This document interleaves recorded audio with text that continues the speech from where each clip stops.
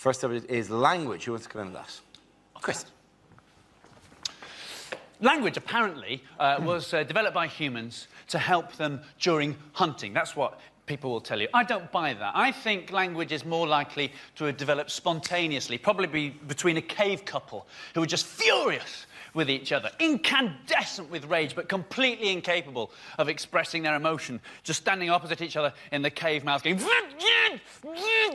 until something had to give. And one of them finally snapped and went, "You prick!" And they all went, "Oh, it's all coming out now, isn't it? Never clean this cave up. This place is a tip." "Well, why didn't you say something before?" "Well, I couldn't, could I?" "You're a pig, you are. My mother warned me about you." "Oh, really? How?" The Bantu languages of the southern African peoples, they speak with a system of clicks and tuts, this kind of using their throat and their tongue, and they're constantly surrounded by horses they've no need of. It's a nightmare for them. Bantu for go away horse is... they're screwed, really, isn't it? Thank you very much, Chris. OK, let's spin the wheel again. The subject is home life. Who wants to come in that? Sarah. My home life involves no children. I don't really like children. And if you ask... most of my female friends don't have kids. If you ask any woman who doesn't have kids what would worry them about having kids, the answer would always be childbirth. From what I understand of childbirth, it changes you downstairs, doesn't it? It changes you downstairs. I quite like my downstairs the way it is, thanks very much. Certainly don't want an extension. But it's bound to change, though, isn't it? Because you're forcing a person out. That's what you're doing. You're forcing a person out. I've never forced a person out. I forced a couple in. But I was in a shop recently, and this little boy came running over to me, put his hand in mine and shouted, "Mammy!" And I thought, oh, sometimes forget me keys, but I think I'd remember that. And then his dad came over, and I thought, I wonder if this is the best chat-up line ever. And his dad's going to go, "No, no, that's not your mammy. Remember, your mammy left us because my willy's too big."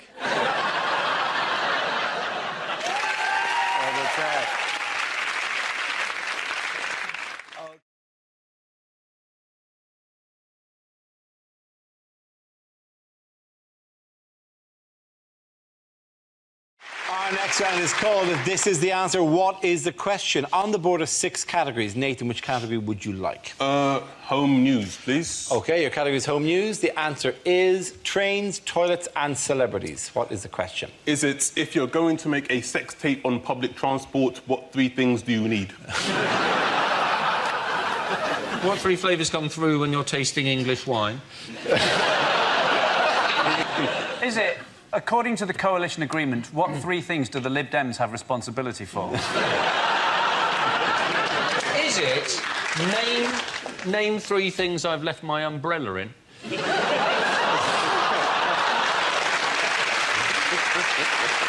Is it 3 things you're probably best off not to lick clean? Is it, what is the name of Thomas the Tank Engine's no-holds-barred autobiography? Is it what Peter Andre says when he's asked what his daily routine is? Our trains, our toilets and our celebrities. Is it what... Is it what... High-pitched but not Australian anymore. Our trains, our toilets, our celebrities. I went to a voice coach to get rid of my Australian accent, and I can't help thinking she's done something wrong. I've been over in this country for a while, so I sometimes slip into both fucking accents.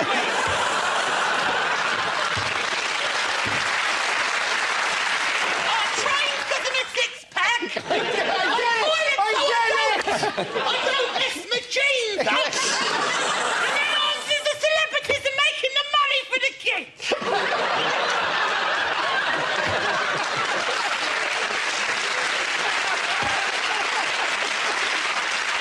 Does anyone have another answer? What do we do better than Morocco?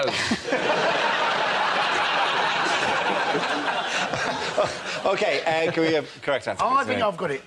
Oh. It's not the build-up to the correct answer, but go on. Is it name 3 things I've puked up on at the Edinburgh Festival?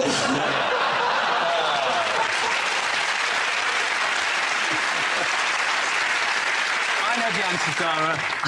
Chris, I'll give you the real answer, Dara. Will you give me the real answer? What are the 3 main talking points on a saga holiday? Is it 3 things that are full of shit?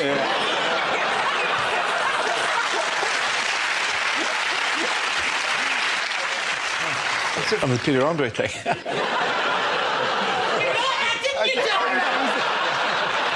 About that. Where it makes the money for the children. That was the thing I'm Is it? No. What 3 things were most complained about at the Queen's Jubilee? If you can do that in a proper voice. OK. What 3 things were most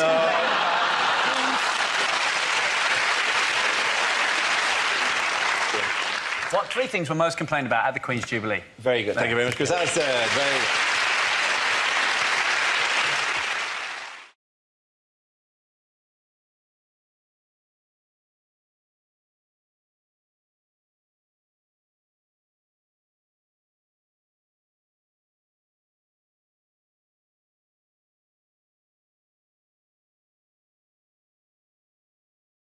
OK, here we go. The first subject is lines you wouldn't hear in a sci-fi movie. Captain's log, stardate 21:35. It's a Tuesday. Actually, Jeremy Carr's just got the DNA results back. And apparently, Luke, I'm not your father. Commander Skywalker, bad news. We left R2-D2 outside to stand guard, and the council took him away for emptying. I've seen things you people wouldn't believe. I've seen attack ships on fire off the shoulder of Orion. I've seen...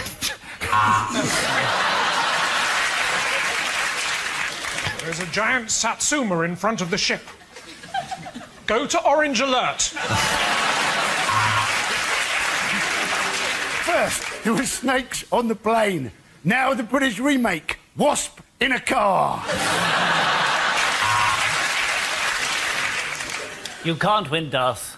If you strike me down now, I shall become more powerful. Get off, you prick!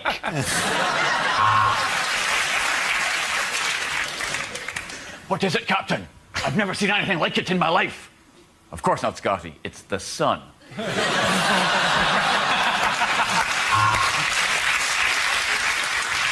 Since you have got your laser gun trained on me, I've got a bit of stubborn hair just here.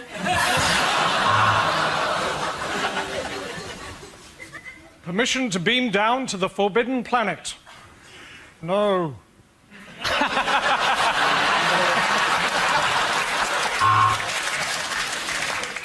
I can see dead people. That's because I'm watching UK TV Gold. Here are the sci-fi football results. R2-D2. C3P. 0.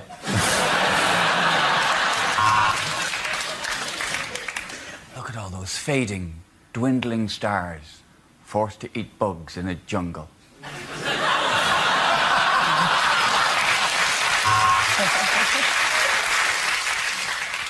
If you leave our protection, you will almost definitely die.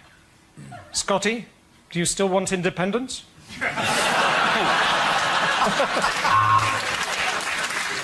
Luke, I am your father.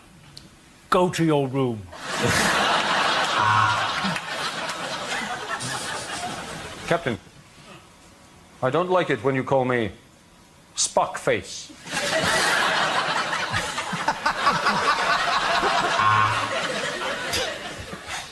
To boldly go where no man has gone before. Anne Widdecombe.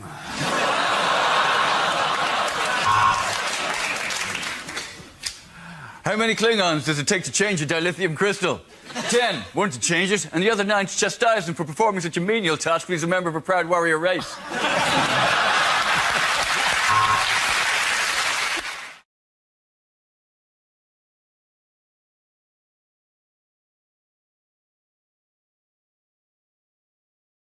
First subject is unlikely things for a sports commentator to say.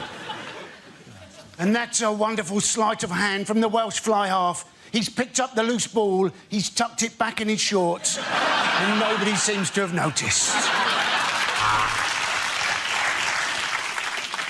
I can see Nico Rosberg's helmet.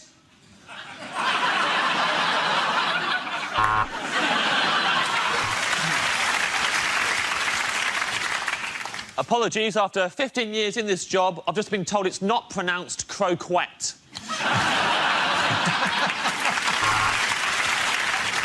And after that victory, they'll be dancing on the street of Samoa tonight.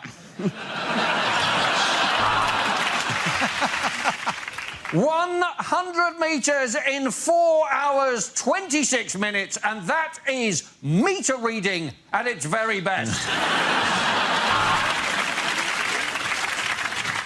Now, Garry Kasparov, he's going to move his pawn. And he's done it just in time. His wife's home, but he's got it under the bed.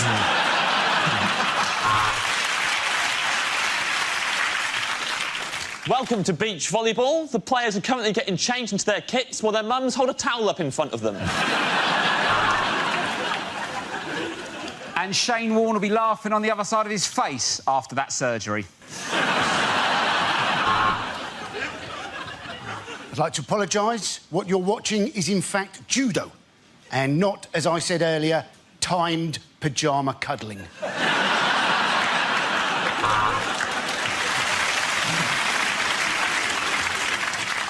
Well, this should be relatively easy for Rory McIlroy. Oh, how has he done that? All he had to do was say, get a Santander 1, 2, 3 account.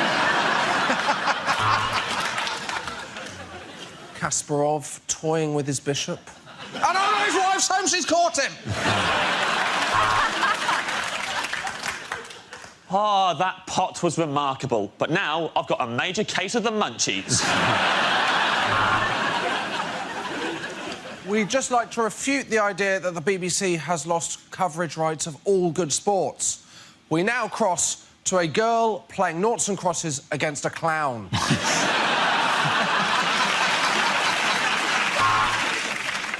What a thrilling cricket match.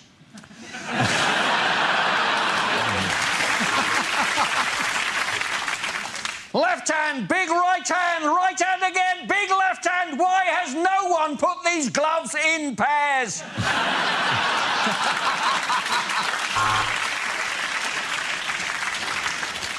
What the fuck is a furlong?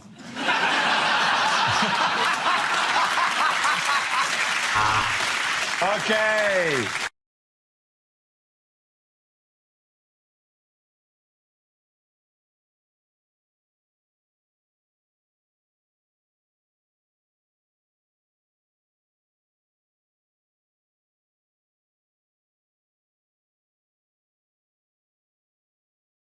Let's spin the wheel.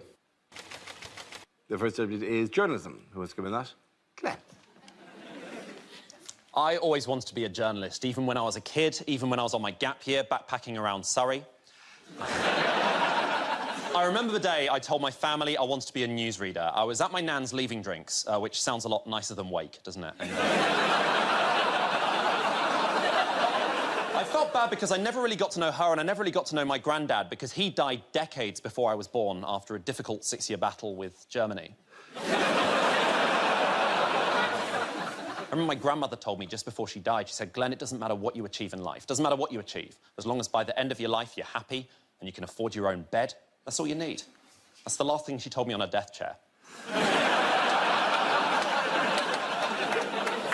I used to love being a newsreader. Before that, I was a roving reporter, and it was great fun. I got to travel the world, got to learn new languages. Before that, I couldn't really speak any other languages. I could speak some French. I could say, like, hi, my name is Glenn. I would like 2 baguettes, please, but apparently that's still English. Once I even got to be a red carpet reporter. I got to stand on the red carpet for the National Voiceover Awards. It was amazing. I got to interview the guy that had just won the award for best work in disguising a victim's voice on Crime Watch. And I remember saying to him, you must be so delighted for your award. And he said, well, there's just so many people I'd like to thank. Very good, very good.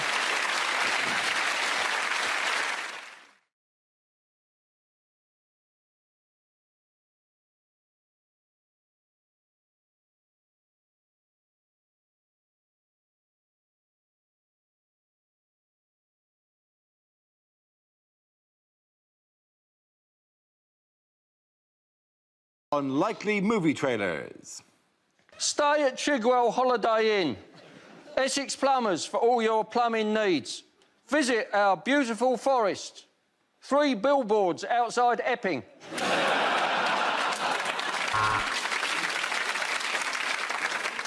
Autocorrect the movie. Out knob in a cinnamon near Yule. Coming soon, a man in a loincloth who lives on top of a Christmas cake. Tarzapan. Coming soon to an illegal streaming site near you, Jurassic.Park HD Cam Japanese subtitles.mp4.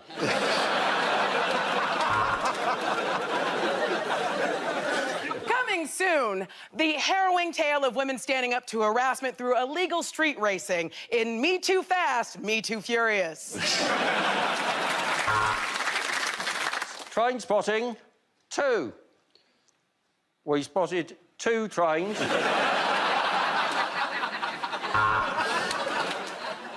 This summer, Captain America, Hulk, and Iron Man sing Kumbaya, while Thor shows you his new hammer in Avengers Assembly.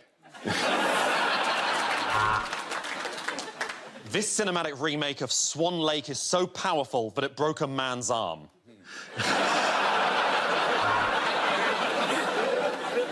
Coming this summer, the sequel to La La Land. Poland.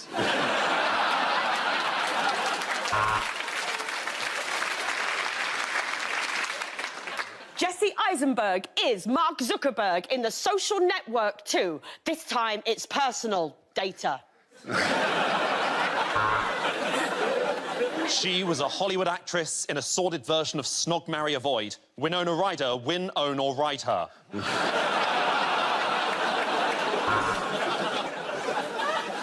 A Welsh thriller. The Dragon with the Girl Tattoo.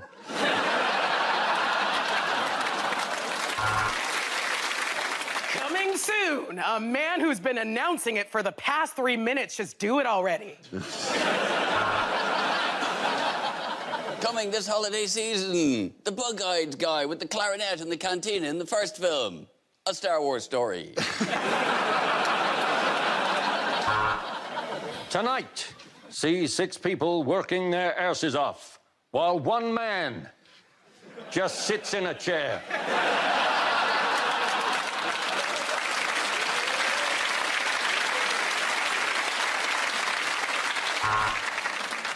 The following movie contains scenes of a cup of tea. It's rated PG.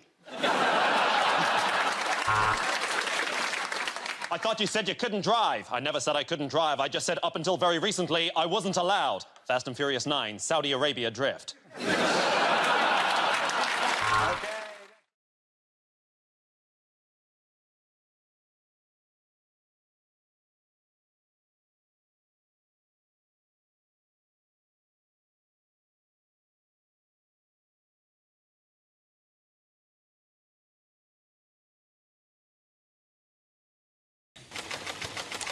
The subject is health. Who wants to come in on that? Right, health. I actually don't have that good a relationship with my GP. For one reason and one reason only. Up until the age of 17, my GP had me on their records as a woman. But yet, they had me on their records as Miss N. Caton. And then one day, they sent me a letter in the post addressed to Mr. N. Caton. Now, because I'm 17, I don't really pay attention to the detail. I open the letter, and the letter says, "Dear Miss N. Caton, your doctor surgery would like to invite you to attend a cervical screening next Monday at 9. Now, this is where I messed up. See, at 17, I knew what cervical was. That's obvious, right? But what I didn't know was that there's more than one meaning for the word screening.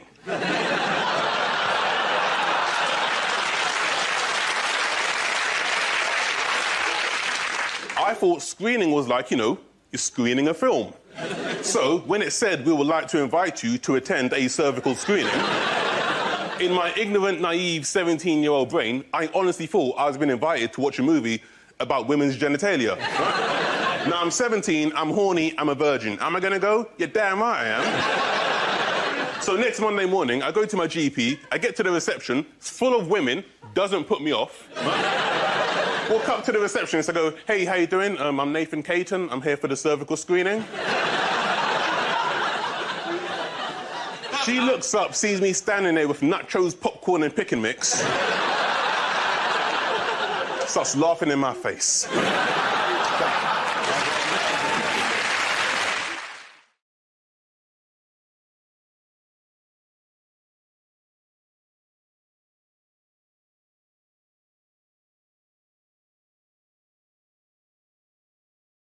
OK, here we go. The first subject is unlikely things for a sports commentator to say.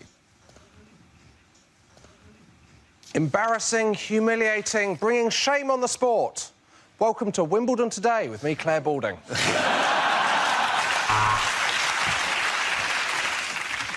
And it all comes to this. After years of training and preparation, I'm commentating on the poxy water polo. Mo Farah has apologised for his association with substances that the British public regard as abhorrent and has said he will never advertise Quorn again.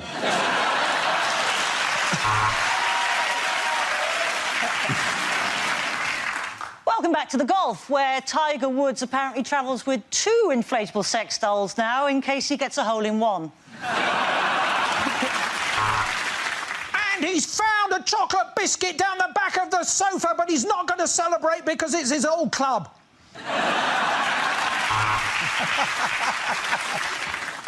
And he's resting 2 balls on the cushion now, which is why he won't be allowed back into ICANN. And he pops the cork and he's spraying everyone with champagne. Welcome to the first Conservative budget since 1996.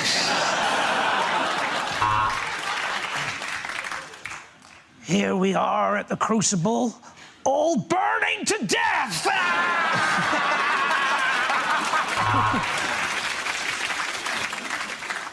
Well, that was the speed skating, and now crack cocaine curling. The American and the Russian are out in front, and here comes the Finn. Yes, they're going to swim a lot faster now. The shark is chasing them. And so they've brought up a curtain around the horse that fell earlier, but no, we've got good news. He's moved to a farm in the countryside. Well, here we are at the Rugby League. It's tough, men. It's better than rugby union and at the same time ever so slightly more gay.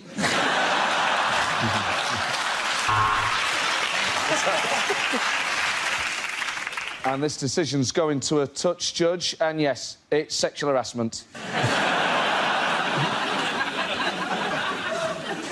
Well, this is his 3rd attempt with a bar at this height. No, still can't get served.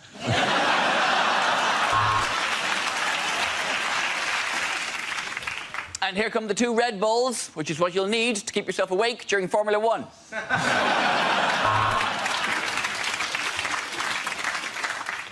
I'm joined here by Balding, or Alan Shearer as he likes to be known. Raikkonen now on super soft. The Viagra simply not working.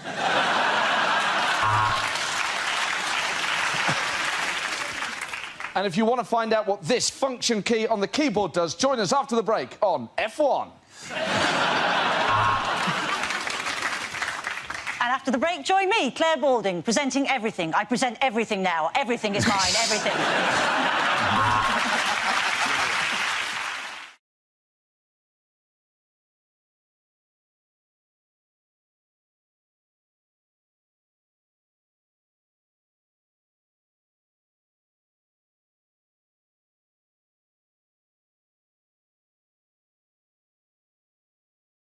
We start with a round called Headliners. Here's a picture of the Prime Minister, the American President and the Chancellor of Germany. Well, what does CIDW stand for? Is it in fact all they've achieved at the G20? Checked in, drank wine. Is Merkel saying, Cameron, it's Denzel Washington?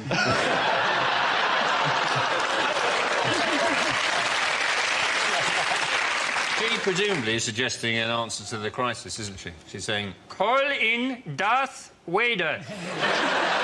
Or she's saying, careful, I declare war. Is it in fact Cameron interrupts Dirty Weekend? Is it Cameron introduces drunk woman? Because she does look a bit. She looks leery anyway. I reckon it's Merkel's going to the vending machine to get some snacks, so she's checking the order. She's going, is it crunchy, ice cream, Diet Coke, what's it? Is it David Cameron saying, children, damn, where?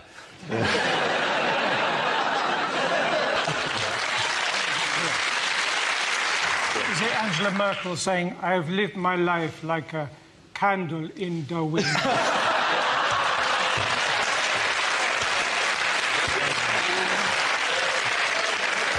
I've heard a lot of bad things about Men in Black 3, but it looks pretty good now they've cast Angela Lansbury in it. Can I get the correct answer, please? Is it Cameron issues dire warning? That's very good. Well done. Thank you very much, Joe.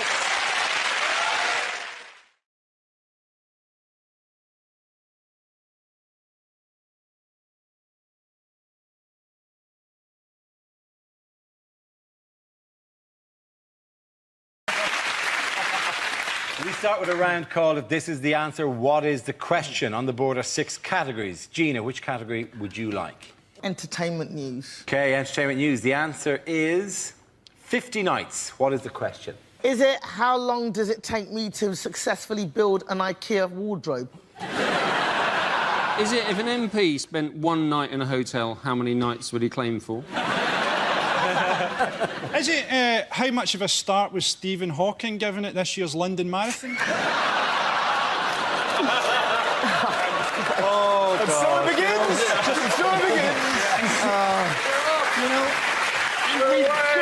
The show has been going 10 seconds.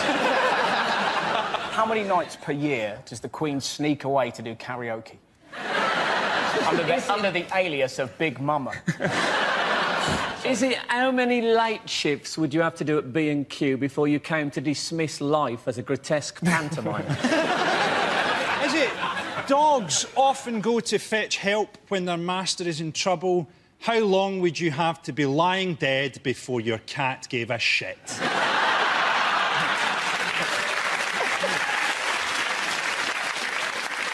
How long has Jackie Smith's husband been sleeping in the conservatory? Is it how long would it take Nick Park to film a Wallace and Gromit porno? Is it... I like that, only working at night. How long did it take Lady Gaga to perfect tucking her penis between her legs?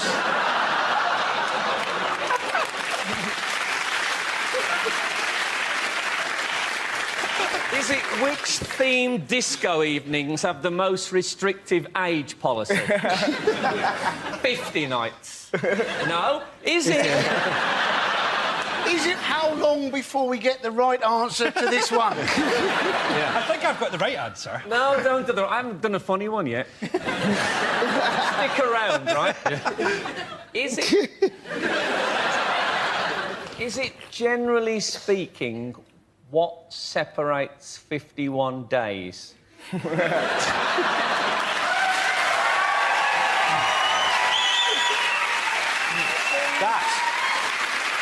see, you don't have to be rude. Is it the number of nights that Michael Jackson was going to play the O2 Arena? It is, of course, absolutely. Thank you very much, Dan. The question I was looking for was, how many nights was Michael Jackson due to perform at London's O2 Arena before his recent death? This is the news of the King of Pop. The news of the King... You have heard this, I presume, somewhere. This is the news of the King of Pop. Michael Jackson is dead. The 50-year-old star died suddenly following a cardiac arrest and was just weeks away from his This Is It tour in London. His death has left millions of fans in mourning. One devastated fan said, I was at Disneyland when I heard he died. I didn't want to believe it. It was only when Mickey Mouse confirmed it to me that I accepted it. You know how in the future everyone will say, oh, do you remember where you were when Michael Jackson died? almost everybody will be able to answer, I was texting a joke about Michael Jackson. Even the doctor that was announcing that he died had a look across his face like, I've got one. He touched millions of fans. People are going to love this. But you could just... There was a bloke on the radio, I was listening on 5 Live or something, he said, brilliantly, he said, I'm really glad that he didn't do those 50 nights at the O2 because I think they would have killed him. People reacted to his death very differently, didn't they? I mean, like Jermaine Jackson was on the news saying that he wished that he'd died instead. Do you see that? Yeah. And I reacted differently. I wish that he'd died as well. There are, now that he's dead, 13 singles in the top 40. So the Spice Girls, they know what they've got to do, don't they? Now we play a round called Don't Stop Till You Get a Laugh. This game involves Frank, Andy, Frankie and Russell, so if you could make your way to the performance area, please. This is where we test our performers' stand-up skills. We spin our news generator, it settles on a topic, and anyone can volunteer jokes about the chosen subject. The winners are the people I judge who produce the funniest stuff, OK? Here we go. Let's spin the wheel. First topic is parenting. Who wants to come in on that? Andy Parsons. Getting quick. You may have seen that there was a woman gave birth recently who was 72 years old. That's not right, is it? You don't want to be a kid struggling to walk to find out your mum's in exactly the same state. But in this country, it's been more, isn't it? The young people who've been giving birth. Alfie Patton, supposedly a dad at 13 years old. And then they were saying, oh, no, he's not the dad, some people. I don't know what's going to happen to Alfie now. Maybe he's going to have to join Fathers for Justice. Hey, he's probably got a superhero costume, hasn't he? Thank you very much, Andy. OK, let's spin the wheel again. Subject is history. Who wants to come in on that? Frank. Let's do it. Yes, history. I think it's important not to trust history. Don't take things for granted. I watched that film, The Elephant Man, recently, and it suddenly struck me after all these years that the Elephant Man doesn't actually look like an elephant. He doesn't. The Elephant Man doesn't look like an elephant. If anything, he looks like fresh ginger. Now, obviously, if you're putting up posters trying to sell a freak show, you can't say, coming soon, the Ginger Man. Or people are going to think, OK, they're not the best-looking people in the world, but I'm not paying to see one. Now, you can edit history now, right? They've brought it... Scientists have found out which part of the brain contains your bad memories, and they have developed a drug, you must have read about this, that can actually erase bad memories. It's what Ronnie Wood's 20-year-old girlfriend calls the morning after pill. Thank you very much, Frank.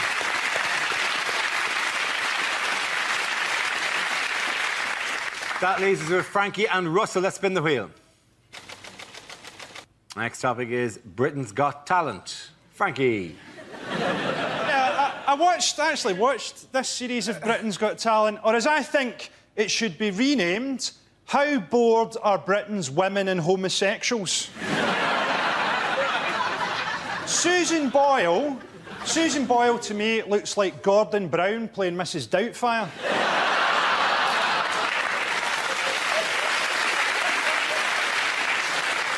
She was on Oprah Winfrey in America, and they subtitled her. And people in West Lothian, where she's from, were absolutely horrified, as many of them can't read. She says that she's never been kissed, and on that evidence alone, Scotland's alcohol problems are not as bad as first thought.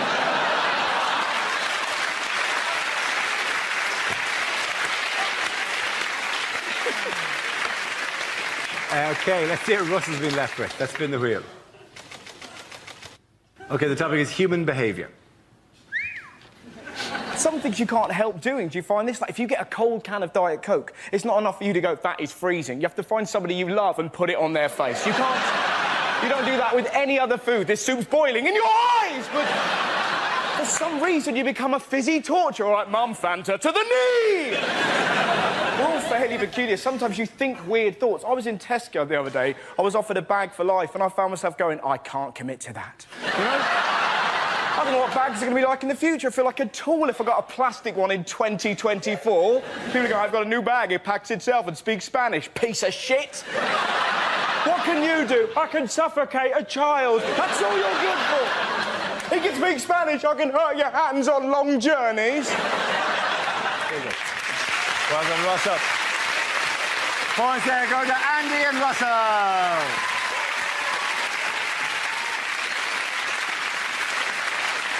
Our next round is called Headliners. Here's a picture of centre court at Wimbledon. But what does RBWF stand for? Is it really boring watch football? Regular bunch of white folk.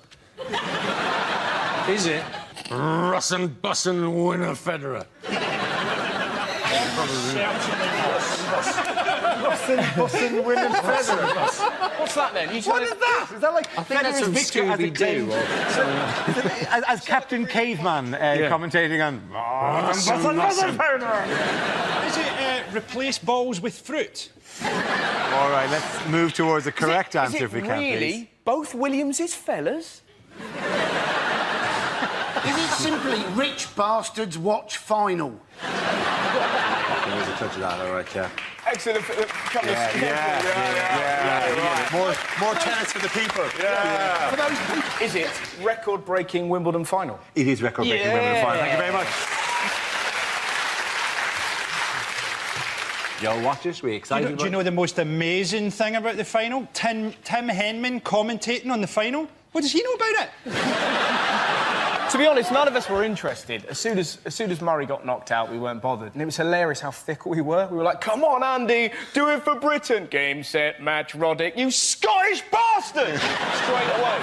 Andy Murray, I think, is, like we've got to admit, he's a brilliant British number one. Yes. We're not taking anything away from him, but let's not forget the British number two is actually Adrian Chiles. And the number three is just the concept of disappointment. For many years, there wasn't a British number one. It just started at two. Did you see the other British guys that got knocked out in the first round? Some of those guys turned up with snooker cues. I mean, you're right, Frankie, because I, in fact, had 2 weeks at the David Lloyd Tennis Centre, and I'm now Britain's number 6. At the end of that round, the points go to Frankie, Hugh and Gina. Now we come to our final quickfire round called Scenes We'd Like to See. This is for everyone, so if you can all make your way over to the performance area, please. I caught ideas for scenarios we'd love to see, and the performers come in with their suggestions. Right, here we go. The first subject is things you wouldn't hear from a weather forecaster. The Met Office have issued a weather warning. They've told the weather not to do that again, or there'll be trouble.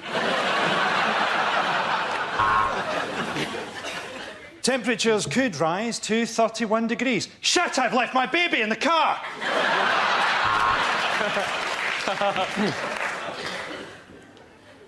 A hurricane tonight will be caused by low pressure and God's hatred of homosexuality. A huge depression over Scotland, and now the weather. And finally, a warning to hay fever sufferers. Don't come sneezing near me or I'll rip your face off. So, here's the summary. Monday shite, Tuesday shite, Wednesday shite, Thursday bollocks.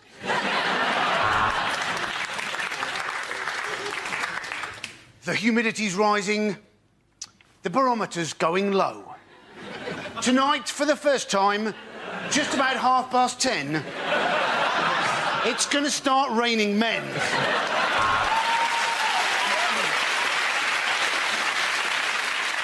The outlook's bright for the weekend. I've got 3 grams of coke in my pocket and my wife's on holiday. Well, let's go to Carol on the roof of Television Centre. She's not meant to be there. She's just a bit depressed. This part of the country is going to stay hot and wet for quite some time because that's where my girlfriend lives. Oh, yeah. So, it's going to be between 17 and 21, but Berlusconi won't date older than that. It was raining cats and dogs last night. I should know. I was throwing them off my roof.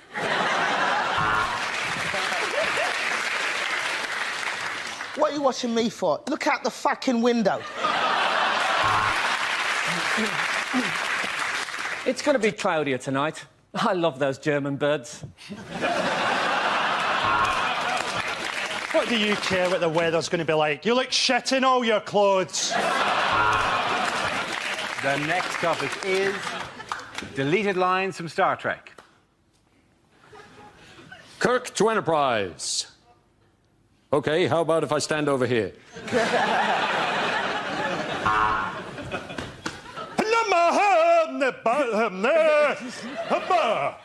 Scotty, that's the most convincing your accent has ever been.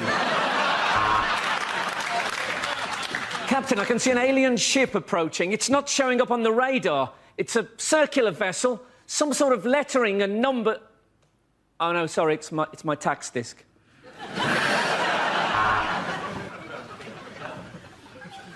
I have no emotion. My mother was a Vulcan. My father was Gordon Brown. All right, which one of you ate my Scotch egg? This is the Federation of Gay Planets. Open your docking bay and prepare to be boarded. Tell you what, Spock, your towel is a lot softer than mine. Captain's log. Just seen some aliens. OMG. WTF. LOL. Smiley face. Who are these terrifying aliens? You can't call them that anymore, Captain. It's Uhuru and Sulu. Welcome to the SS Enterprise, Mr. Eccleston.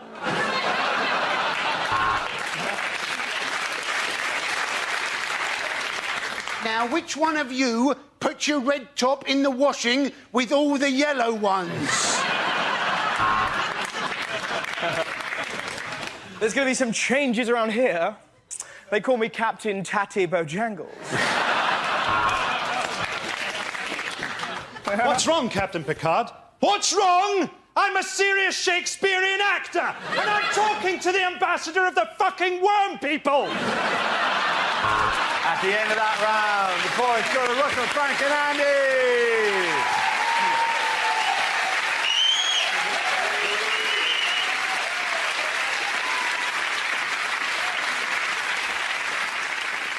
That's the end of the show. This week's winners are Andy Parsons, Frank Skinner and Russell Howard.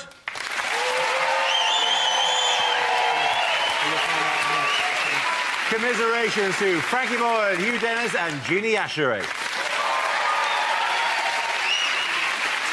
Thank you for watching. I'm Dara Breen. Good night.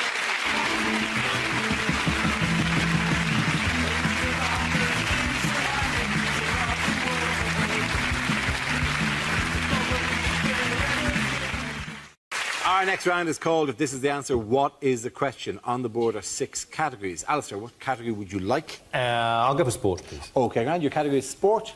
The answer is 56 years. What is the question? Well, is it Eddie Izzard's next challenge for Sport Relief? I'm going to run for 56 years without stopping. In 3 languages. We're the family of chinchillas. Is it when somebody says they're 13 online, how old are they actually? Is it when is the next train to Morden via Bank? Is this how old Dara will look when he's 45? Oh, it's just suggest. She's 45 12 years ago. Is it how long have BT been telling me my call is important to them? Is it what is the age difference between the male and female presenters on Sky Sports News? Is it how long is part 2 of The Hobbit? How long does 56-year Ron Sale-Woodstone last for? I don't know about you guys, but this is the age of consent for my daughters. Is it at the time of the Big Bang? How long had Bruce Forsyth already been alive? Is it how long you could travel in space with the right oxygen supply and just Dara O'Brien for company?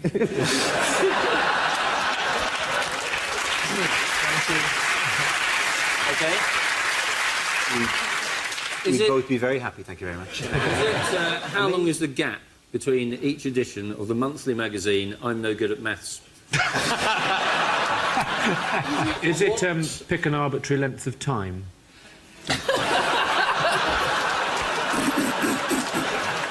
Is it how much bad luck if you break a glitter ball?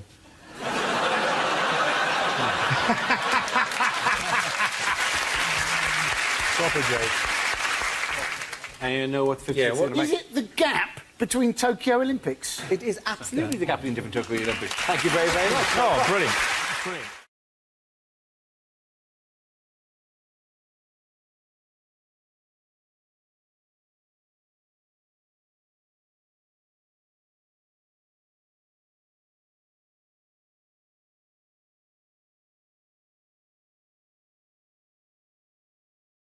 Let's spin the wheel. First subject is the North-South divide. How? The North-South divide, yes. I believe we should build a wall and make it official. I do. Obviously, you know, Northerners can build it. Well, pay for it. But it's all built on stereotypes. The assumptions are it's all built on stereotypes. Like, I have relatives in Grimsby who come to London and look for London to fulfil its stereotype. So they walk round going, oh, it's so unfriendly, no one chats to each other. And I say to them, why this constant need to chat? In Grimsby. I said to them, there was a little less chat and a bit more reading. Grimsby could be a cultural and economic superpower, it really could. The assumption is ridiculous, though. The assumption that everybody down south is rich is unfair. Like London, yes, very wealthy city. It's also got the biggest concentration of poverty in the UK is in London. That's a fact. Not me, thank God. God, no. Don't be silly. No. This goes tits up. Mummy bails me out. But, see, maybe that's why I've got a thing about this, because I am from a very middle-class southern family, and I am a bit of a middle-class southern twat. You know, we're one of those families that meet and everything is lovely. It's like, so how are you? Are you well? Yes, I'm lovely. Are you lovely? I'm lovely too. But we're not really lovely. We can't do confrontation, the middle classes. That's why you never see us on the Jeremy Kyle show. Ever, do you? Ever. She's sleeping with your best mate! Well, obviously, I'm not happy about it, Jeremy. It'd be rubbish, wouldn't it? They're having a baby, she stole money off you to buy drugs. She is a bit of a character. Thank you very much, Hal. Well done. Now we're left with Josh. Let's see what you have. Let's spin the wheel. And the topic is the home. Josh Whittaker. My flatmate is kind of filling our kitchen full of all the kind of pointless things my mum has in her home now. I don't know if you've got... We've just got this tea bag saucer, the saucer for tea bags. It's a very useful item. If you haven't got it, what it is, it's a saucer that you keep halfway between your kettle and your bin. And it's basically for when you make a cup of tea and then you get the tea bag, look across at the bin and go... I mean, that's a journey, isn't it? I mean, that's 3 or 4 yards. I mean, I need a stop-off. That's like driving to Leeds. I could die of tiredness. Then you walk halfway, put your tea bag down, go back, pick up your cup of tea and walk past the bin and out the kitchen. All we've done is create a kind of tea bag death row. That's all we've done. We've got our tea bag sauce on our breakfast bar. If you haven't got a breakfast bar, what it is, it's an extra yard of sideboard. And it's for eating your breakfast. It's when you wake up in the morning, you want to eat your breakfast, but you think, bloody hell, it's too early for a table, isn't it? I mean, I can't handle one of them until lunchtime. I mean, what I want is something slightly higher and less comfortable. That's what I'm looking for here. There's one thing I don't want to eat at 8 a.m. It's a bar. That is the reason I feel so shit in the first place. Well done to both of you.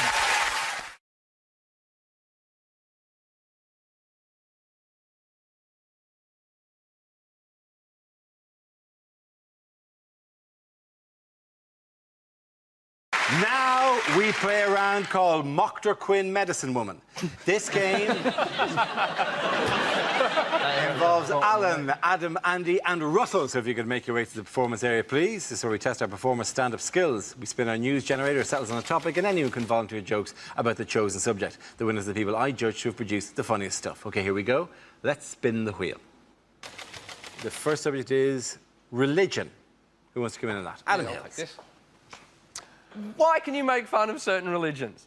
Why can you use certain religions to promote your products and not other? Why can you use Buddha to promote products? You go to any city in the world, you will find a Buddha bar that serves Karma cocktails. You will find a chocolate Buddha restaurant with carvings of Buddha down the wall. If you go to a supermarket right now, I'm sure you'll find a brand of margarine called I Can't Believe It's Not Buddha. Why can you do that with Buddha and no other religious leader? You know why? Because there's no such thing as a Buddhist extremist. What are they going to do? Turn up at your restaurant? Yeah, if you keep calling it that, oh, I've got no choice but to wish you good karma. Shit! You could not do that with any other religious icon. You couldn't have a gym only open on Sunday mornings called Jehovah's Fitness. Well done, Alan Hill. OK, let's spin the wheel again. The subject is transport. Who wants to come in on that? Andy Parsons. We've now got ads telling us from the government how to use a level crossing. Now, you'd have thought it was fairly obvious, but apparently the problem is sometimes the barrier goes across the road, but it doesn't go all the way to the other side. And people think, oh, well, it's gone down on my side, but I mean, I can go around the outside, and I can go across. And you're thinking, do we need to spend thousands of government pounds telling people how to use a level crossing? Surely it's just a new form of natural selection. Thank you very much, Andy. OK, that leaves us with Alan and Russell. Let's spin the wheel. The next topic is fashion. Who wants to come in? Alan. Yeah, I'm pretty cool. I'm at a funny age. It's hard to get clothes right, I think. Somebody explained to me that there's a theory that the day you pick something up and think, is this too young for me, that is the day that some clothing has got too young for you. And I'm only in my early 30s, but I've had it happen already. I picked something up the other day, I thought, is this too young for me? And it was. It was some of those trainers with wheels on the heels. I think clothes matter. My mind was changed on this last December. I saw a big issue seller in the street dressed as Santa. Yeah, it's fine for us, for adults, but it was daylight, there was children in the street, and I could see one little boy looking at the big issue seller and then looking at his mum as if to say, it's not looking good for my PlayStation 3 this year. Thank you very much, Alan.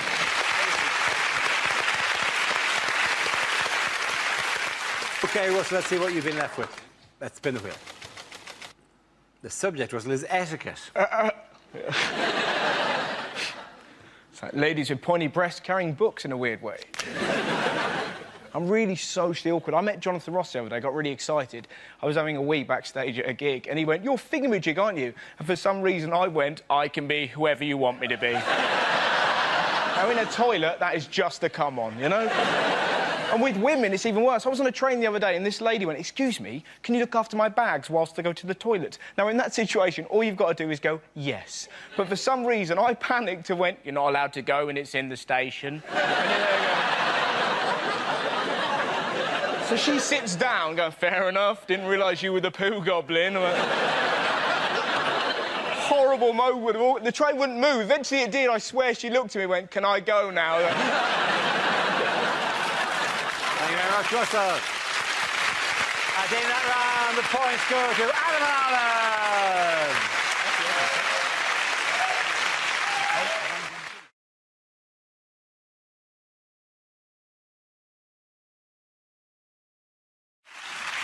We start with a round called If This Is the Answer, What Is the Question? On the board are 6 categories. Matt, which category would you like?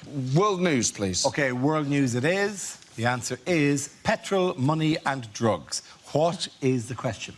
Is it the 3 middle names of Princess Charlotte? Is it what 3 things might a Greek keep in a chicken?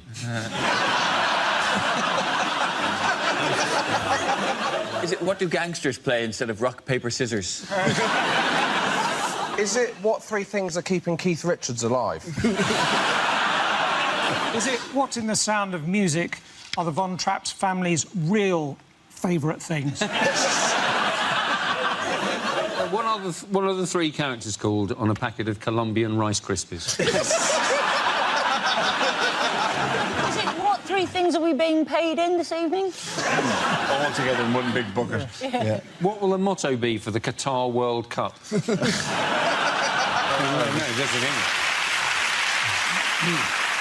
Is it complete the song?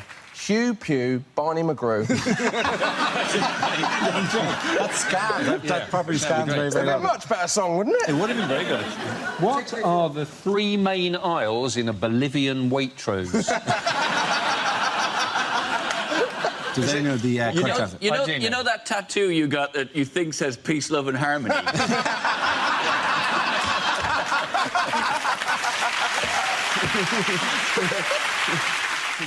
Is it to do with Greece? It is to do with Greece. Is it what 3 things that they wore in Greece are about to run out of? Ah, very good. Thank you very much, Ed Byrne. That's excellent. Yes, the question I was looking for is what items are at risk of running out in Greece after Sunday's crucial vote on the EU's bailout terms. This is news as 61% of the Greek population voted against accepting the strict austerity measures proposed by the EU. There's now a real risk that the country will run out of money, fuel and medicine. So what does it all mean for Greece? It's ridiculous now. The whole thing is just going on. It is like a soap opera. And I don't watch the Eurozone crisis now day to day. I wait till Sunday and I watch the Omnibus edition. This thing of just referring to the Greek exit as Grexit, it just is like, are you in that much of a hurry that you couldn't say a 3rd syllable? If the British exit happens, it's going to be called Brexit. It sounds like a cheap form of Lego, or what the Greek Prime Minister does every time he meets Angela Merkel.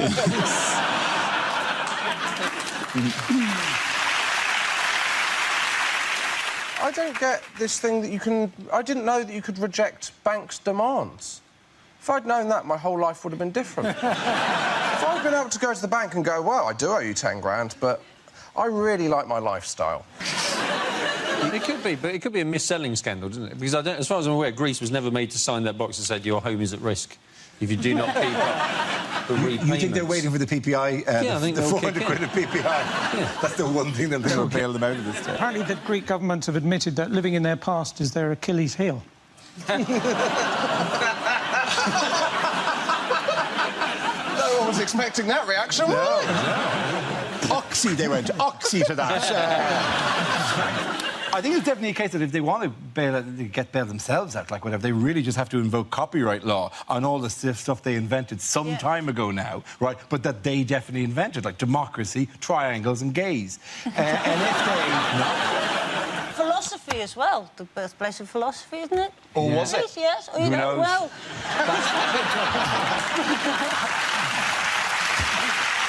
Why do you think that there is a professional philosopher at home going, that's not what philosophy is? It's not just going, or is it? I think there's a lot of opportunities in Greece, actually. I'm going to start a band called Cash Machine, because people will be queuing around the block.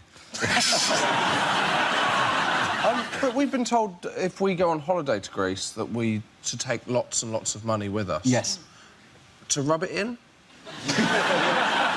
I think it's to pay your kidnappers. I think there's a ploy behind telling tourists to bring as much cash with them as they possibly can, because they know there'll be a load of overweight, old British tourists there with massive bum bags of cash round the front. They're basically just sitting human ATM machines. That's all they are. Do muggers line up behind the tourists? Was one of them goes, no, €60 each. Yeah. There is a limit for mugging these people. That's it.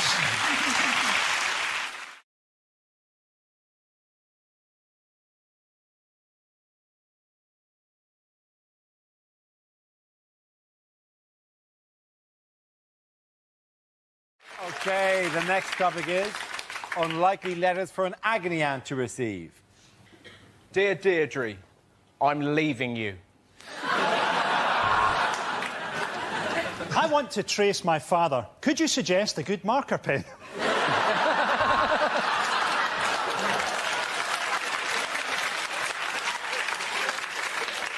I have recently discovered the pleasures of butter in sex. I smear it on the doorknob to stop the kids coming in.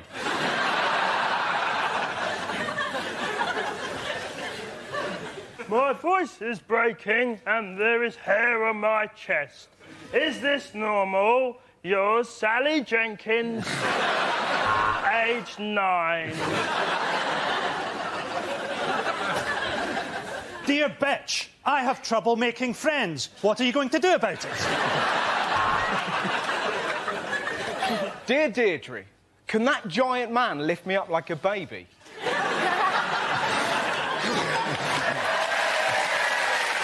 bet your ass he can.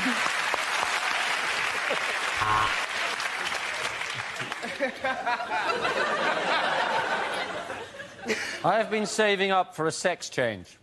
I don't care what my wife says. She is going to have it.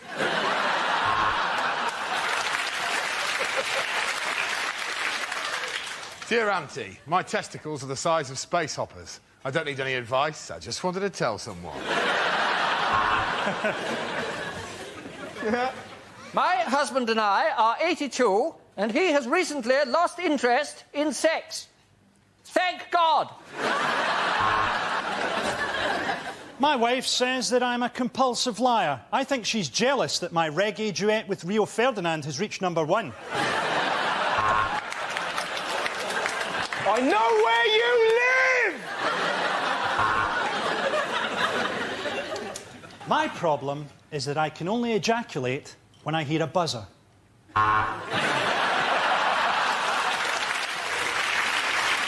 The next topic is things you don't want to hear at Christmas. I thought we'd have a vegetarian dinner! It's exactly what I wanted. Princess Diana Scalextrics.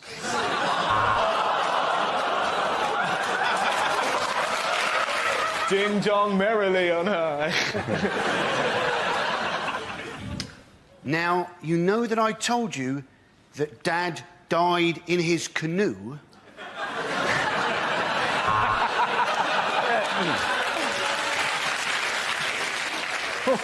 I'm sorry, there was no chimney, so I came through the central heating system.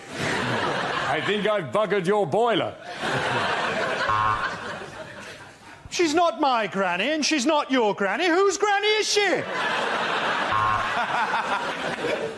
This year, I have decided to give my Christmas broadcast completely naked.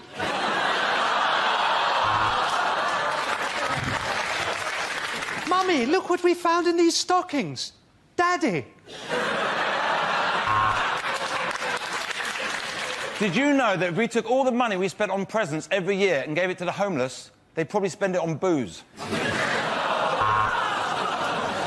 Oh, yes, this year we're pushing the boat out. We're having a duck, in a goose, in a turkey, in a dog, in a horse, in an old lady. We've got a problem. Mum doesn't know whether Slutty Vixens 3 is a play, a TV show, or a film. You know, there are so many unwanted dogs about at Christmas. This year we thought, why bother with a turkey? Bad news for children. Father Christmas has gone into administration. Who wants stuffing? Granny?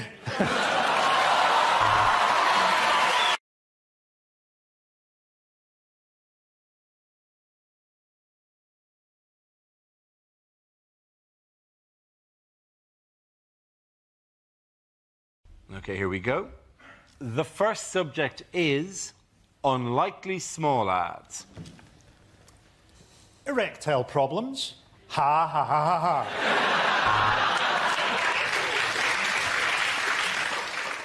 Found. DVD of Lost. Want to earn pounds, pounds, pounds? Yes, £3.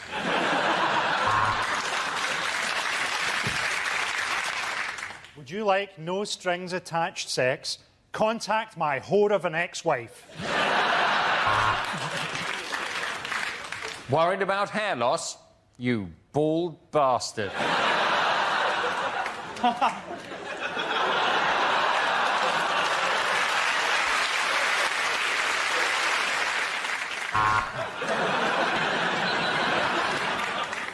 Dog available to good home. Free prawn crackers with every delivery. Want to earn money at home? Become a prostitute. It's easy.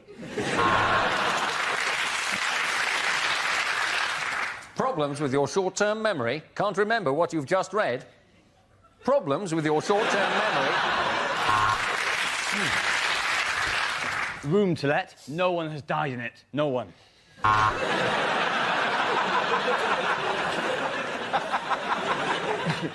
Wanted. 1 Spice Girls ticket and 1 gun.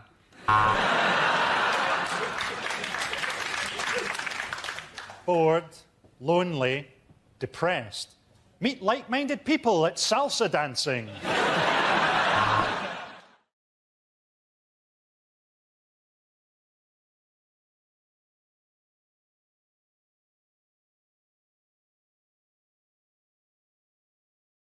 Here we go. The first subject is travel. Who wants to come in on that? I'll do it. Chris has. The most dangerous roads in the whole of the world are British motorways. That is my sincere belief. Not because of the speed, because you can't get up speed on a British motorway because you're stuck behind a dick in a caravan. Do you know, I found this out. 1 in 5 families in this country goes caravanning. Why? What makes a family who don't get on in a normal-sized house believe that squeezing themselves into a tin for a fortnight is going to improve matters? It's such a self-deluding activity, which for me is symbolised by that. You know that 5-foot-long wing mirror, the attachable wing mirror the dad puts on the car? Well, I have to see what's behind me. It's of paramount importance that at all moments I can see what is behind me. Oh, for goodness sake, just paste a picture of a traffic jam on there, because that's what's behind you. You don't need to look to see what's behind you. It's there because you are. So the government, they're boring, right? The motorways are boring, and the government puts up those signs to stop us falling asleep, saying, "TARDIS can kill, take a break." But the thing is, we're not surprised by those signs anymore, so they don't really work. I think they have to keep changing them. I think they should change those signs to keep us on our toes. Change them to ones that say, "Deja vu can kill, take a break," and then one exactly the same, half a mile.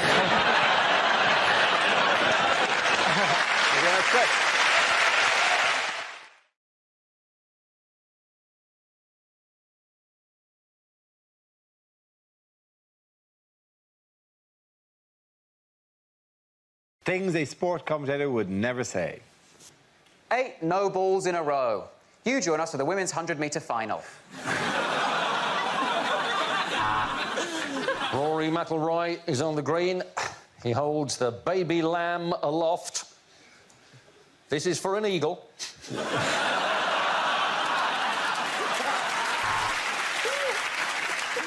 They think it's all over. It is now. I'm dead. And the Russian champ beginning her floor routine now. Running, big jump, and a tumble, and a little tumble, and then rolling around, and then a bit of swirling. To be honest with you, I normally do the darts. Joe Root's up now for England. He's quite cute, isn't he? He could spend a couple of hours at my crease. And at the end of that match, it's 0-0. But it doesn't matter because both teams are just such lovely people. Well, there are 3 horses in it. This is the worst sausage I've ever had. And the Ferrari crosses the line in the worst case of cheating the London Marathon has ever seen. Welcome to the Monaco Grand Prix. And yes, they do all sound a lot like bees.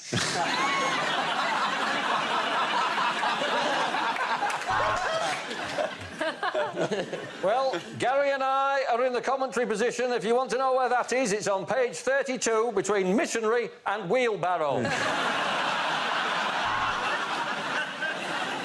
Shock news as FIFA awards the 2022 World Cup to the Islamic State.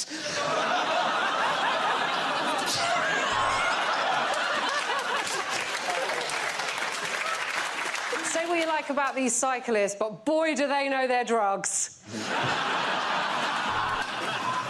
The referee there taking down Ronaldo's number. Not really the time or the place, but good to see we've kicked homophobia out of football.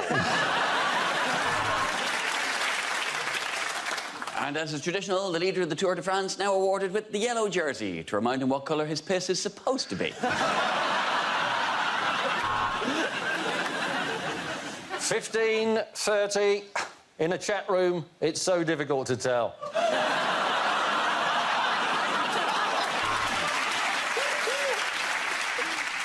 Incredible delivery from Serena Williams. The baby came out in 7 minutes and she didn't even shit herself. Oh, that is long, very long. I'll put it away now and get on with the comment.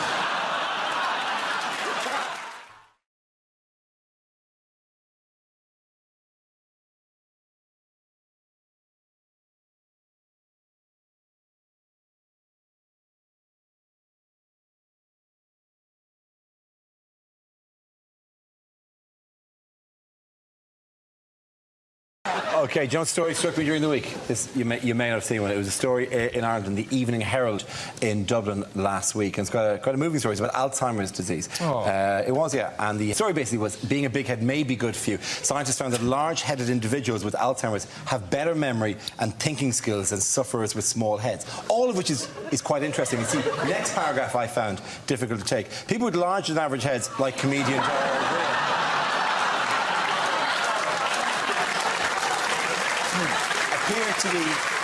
appear to be better protected if they develop Alzheimer's disease, as studies suggest. Now, that would be all right if it wasn't for that. Like, the article actually came with a giant photograph of me next to the article, under the word big head, that protected us Alzheimer's. Written underneath that was extra large : report is good news for Dara O'Brien. No, it's not. It's not good news, because I suddenly realised I've got a big head apparently. What do you mean you've suddenly realised? Dara, protect us from the Alzheimer's. Back in Canada, I did some modelling. It was for medical, it was for penile dysfunction. It was a before and after picture. This is true. I didn't model. I don't model for big head things. I don't regard myself as having a large head. I don't have difficulty buying hats. I don't have difficulty getting into jumpers. My head doesn't cause me no... When did those three guys get here?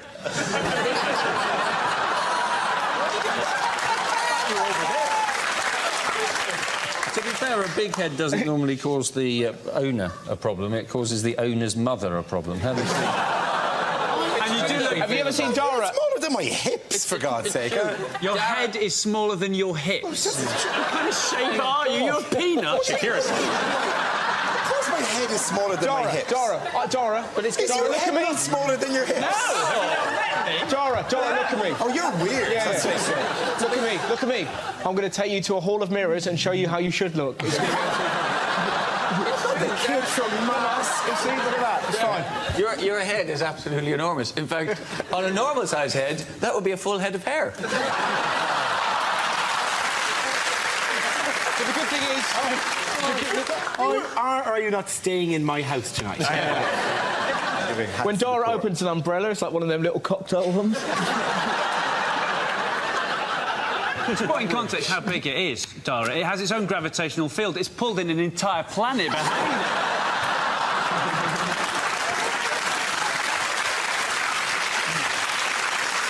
This desk was straight when we started. I was expecting sympathy. That's why I introduced it. What I did was I said something about... I revealed a weakness in front of 6 comedians, and I thought, there's a group that'll help me through this.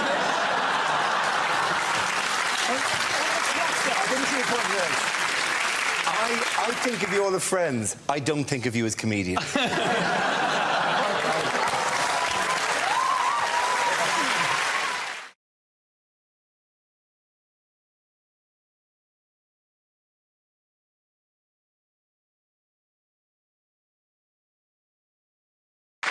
Now we come to scenes we'd like to see. So if everyone can make their way over to the performance area, I'll read out this week's topics, and then we'll see what our panellists can come up with. OK, here we go. The first subject is rejected questions from this year's exams.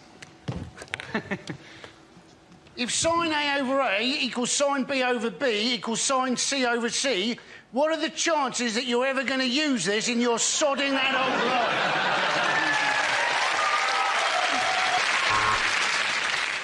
According to Germany, how much is Greece worth? 1 mark.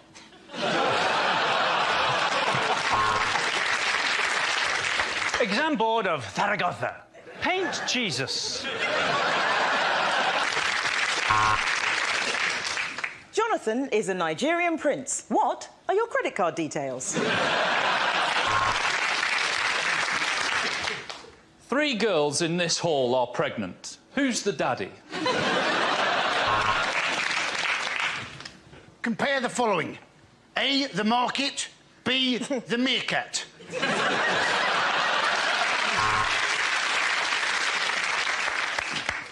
Heat the crystals until they produce a vapour. Inhale. The exam seems easier now, doesn't it?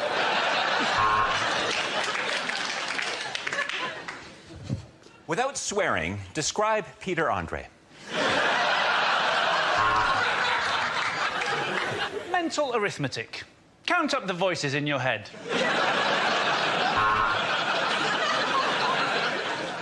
Using the paper provided, roll a joint and pass it round.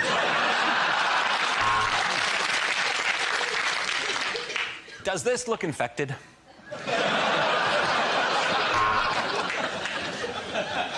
In the recent Olympics, Great Britain won 3 times as many gold medals as Australia. That's not a question, just a statement.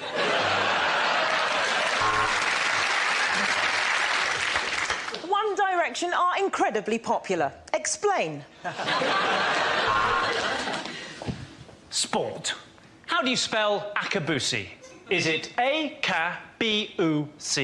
Yes or no? If Steve eats 2 apples, an orange and a banana, why is he such a fat fucker?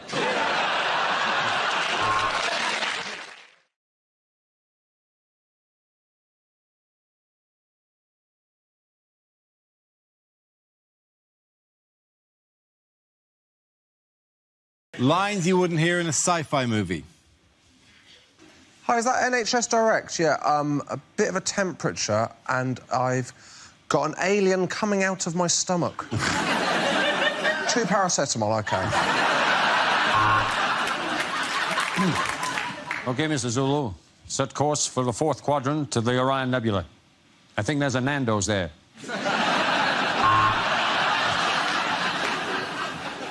We're sorry to announce that there is a replacement beam down service this weekend between the ship and the planet Splooge.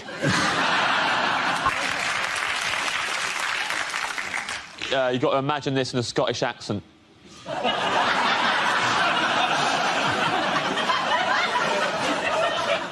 This is our Independence Day! There you go. They abducted us and took us to their spacecraft, and then they explored our bodies with strange probes. I'll be honest, it was the best stag night I'd ever been on. This man can now reach the full potential of his brain. Joey, wake up, you can tie your shoes. Reem.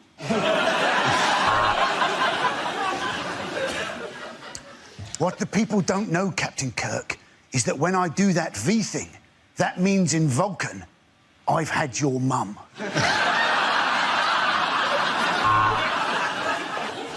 I think this time tunnel is broken. We have gone 1,000 years into the future and Bruce Forsyth is still working.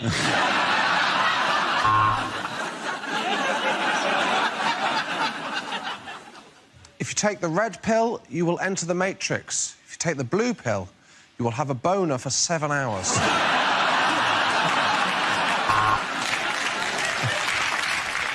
This is it. The machines are taking over. Hashtag apocalypse.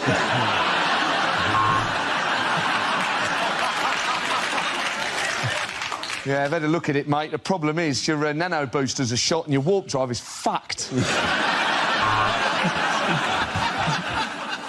Our planet is dying. We seek a new home. Which of you is Phil and which of you is Kirsty?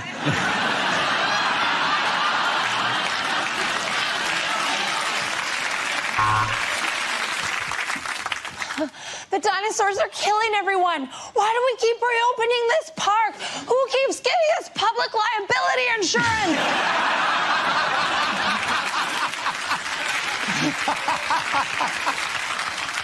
So the plan is you get in the time machine, go back in time and cock-block Hitler's dad.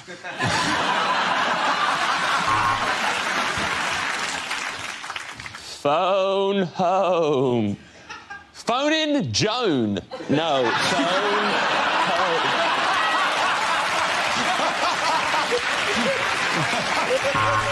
OK, at the end of that, the points go to Matt, Catherine and Andy.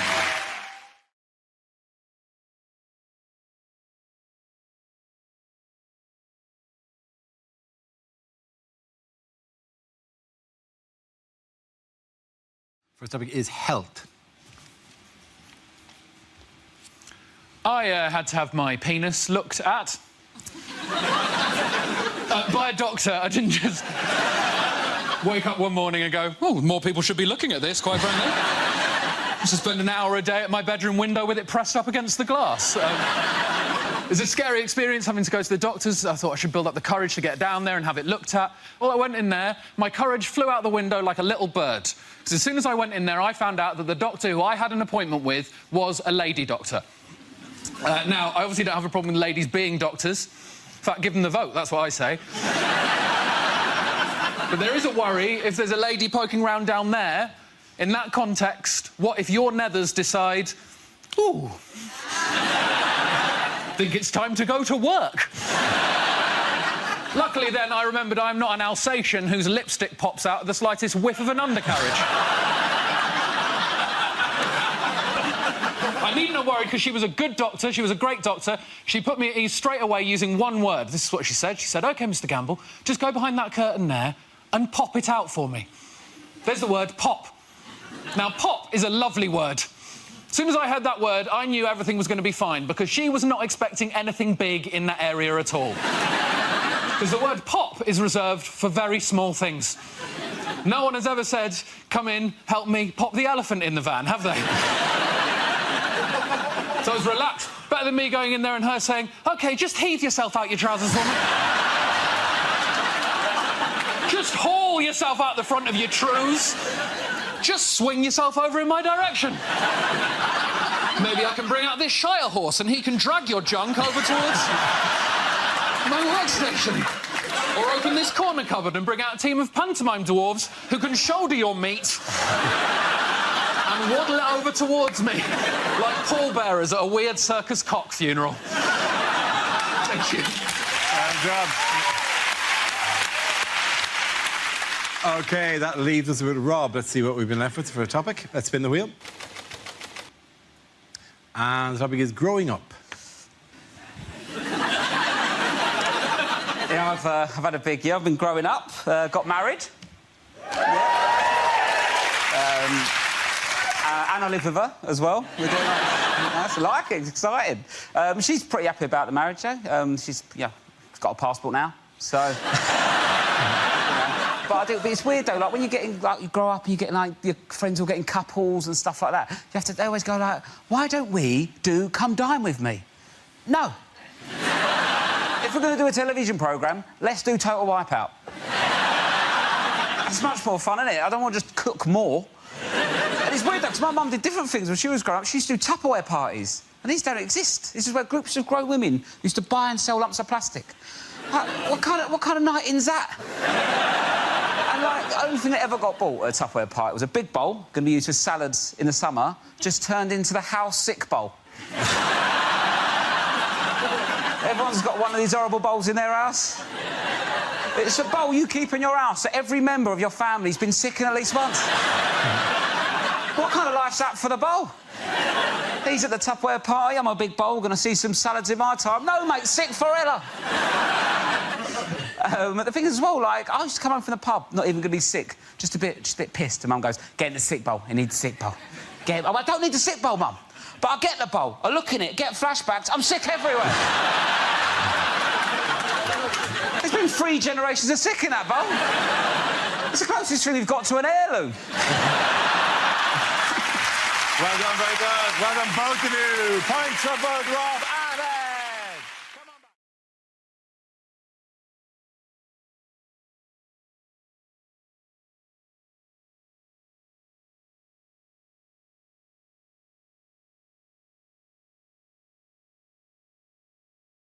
Unlikely things to read on a motorway sign. For Middlesbrough, take the exit marked hell and then lose the will to live. Accident. You were one. Love, Mum and Dad.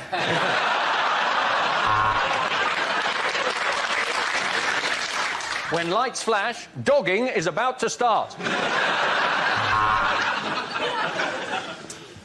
There may be trouble ahead. Prepare to face music and dance.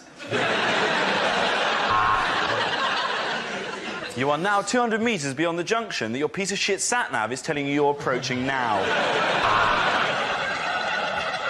For those of you looking for more safety tips, text now. Beware, giant scissors coming towards you along the dotted lines.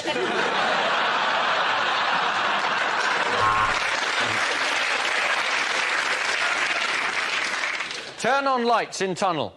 They're on the right, just above the entrance. Turn off the sat-nav. Use the force, Luke. The North, where the men are real men, and so are quite a lot of the women.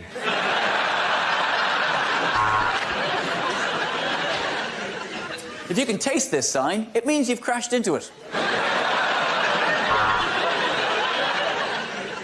Throw banana skin behind car now.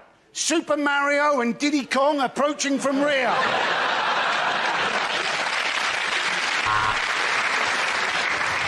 There was a young man from Preston who tried to drive to Heston. The sign wouldn't rhyme and he ploughed into the back of a juggernaut.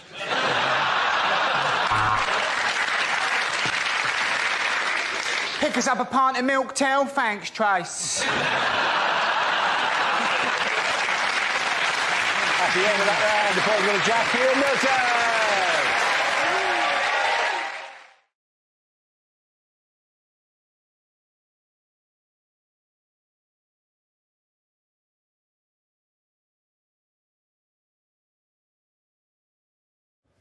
Things a new pope shouldn't say in his first public speech. YMCA. Very good. I've dreamed of this moment ever since I was a little girl. What a f***ing view.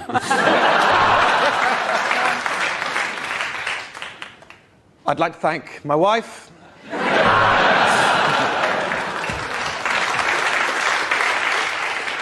I only wish that Hitler could have been alive to see this moment. I'm a celibate. Get me out of here. Very good. Well done. OK, next topic. Oh, you're more the Pope. Sorry, OK, Gran. OK, still on the Pope. I can't think of a finer way to spend the last 6 months of my life.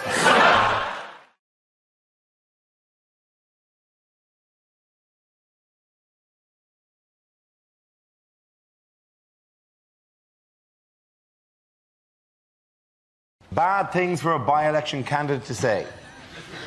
I would like to kiss your baby, but we don't want to go down that road again. I am the perfect candidate. This is an election, and I am bi. Vote for me, Doris McGarvey. I'd like to say no relation, but... I'm not going to lie to you. Power gives me wood.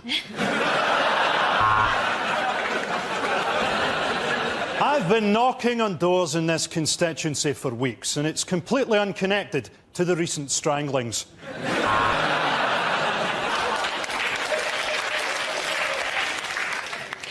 Knife crime must end. Just last week, I was given a steak knife when I clearly ordered the fish. If elected, living standards will go up. For me and my wife.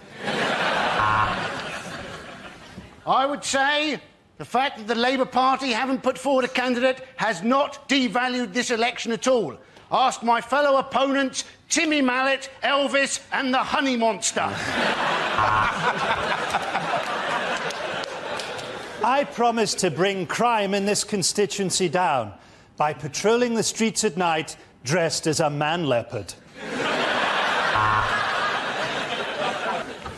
I have impeccable green credentials because I've never used deodorant or had a bath.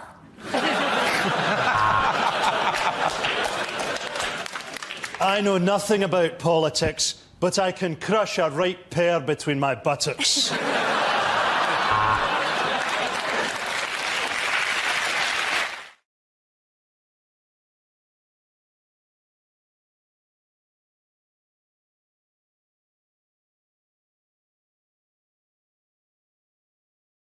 What are some of the items that are exempt from the new 5p charge for plastic carrier bags? The government introduced the charge throughout England on Monday to reduce litter and protect the environment. Like, you're paying 5p for a bag, you can get a trolley for £1, can't you?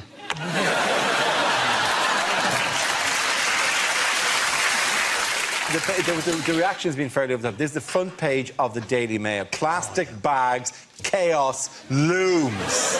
Because you got to pay 5p. This is a thing that was introduced in Scotland, in Wales, in Northern Ireland, in the Republic of Ireland. It's been there for 10 years. Yes, but be honest, Dara. You and I moved here when it was brought in the Republic of Ireland because of the Armageddon that it created. Ireland was laid waste. People fought over bags, put them over each other's heads, choked It's awful. people. It was horrible. It was That's brother against brother. It was father against mother. It was carnage in Ireland over the bags. What? What a bag? How... Ah! It was screaming. Armageddon. 5p a bag, though, that's good, isn't it? I've got loads of plastic bags under my sink. I'm going to start selling them outside Asda for 4p.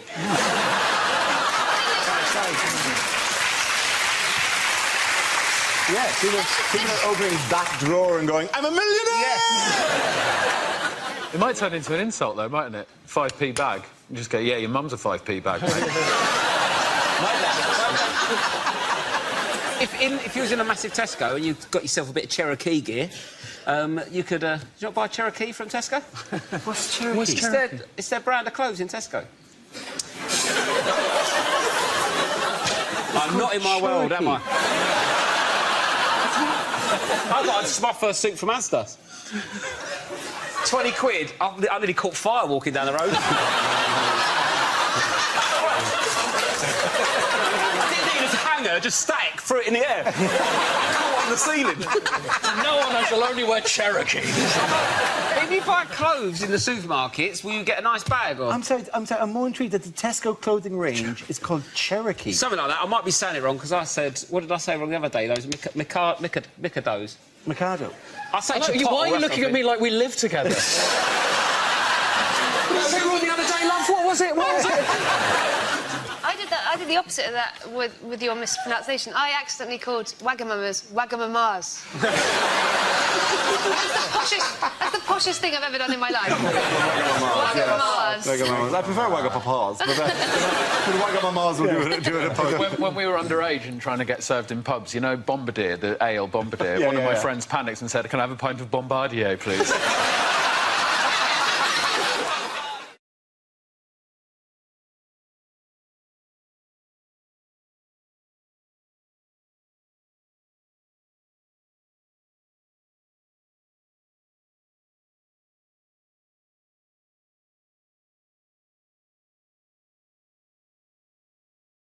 Now we come to scenes we'd like to see. So if everyone can make their way over to the performance area, I'll read out this week's topics and then we'll see what our panellists can come up with. OK, here we go. The first subject is things you wouldn't hear during an election campaign. I know we didn't follow through on all that bollocks we said before, but this time we really mean it. We in the Green Party think we've had a cracking election. Nobody's voted for us, but they've put all the election literature from us in the correct recycling bin.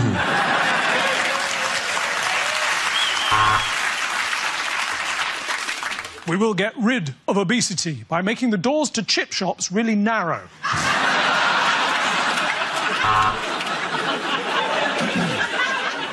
I visited a factory today, and the man let me ride on the forklift.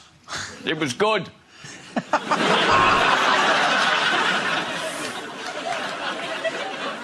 We are not a racist party, though we are throwing a racist party tonight for Nigel's birthday. Farage, this is my bunk bed. You keep on the top bunk. For goodness sake, Boris, when we said press the flesh with the electorate, we meant shake hands. I'm probably going to vote Lib Dem.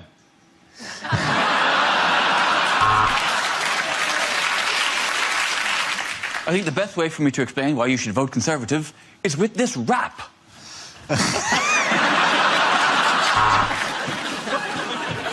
Nick Clegg has demanded a recount. Here we go. 1. Happy now?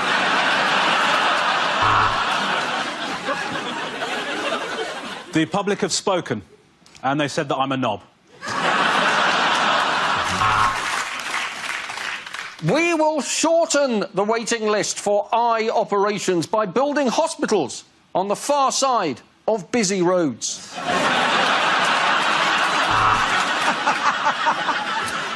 We plan to replace the glass ceiling for women with something much easier to clean.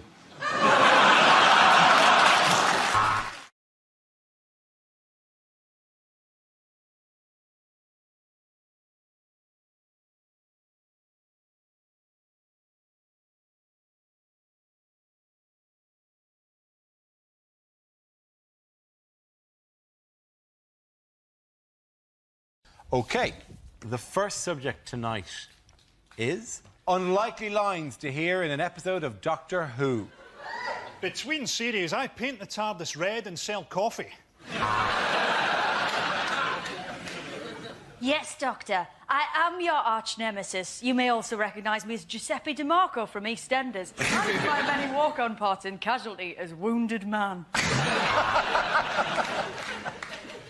Looks like we've materialised in the 19th century. Oh no, it's Glasgow 2007. This is not a waste of time. You are a Time Lord. Have you ever given money to the Labour Party?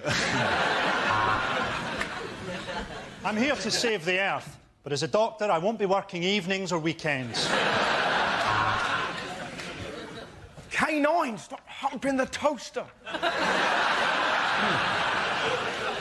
Welcome to my Dalek poetry reading. This one is called Daffodils. Exterminate daffodils!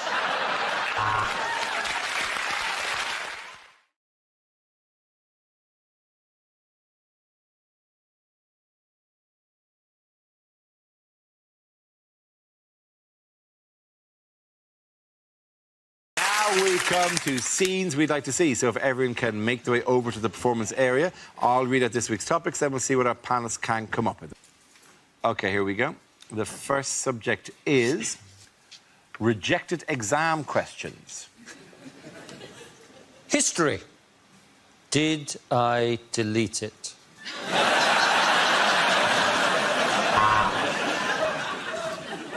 If cycling 10 miles a day uses up 400 calories, explain why Boris Johnson is still a fat bastard.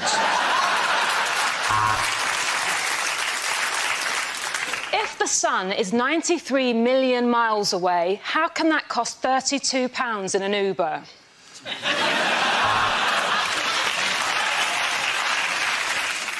Where is Greece? Is it A, the southern Mediterranean, or B, up shit creek?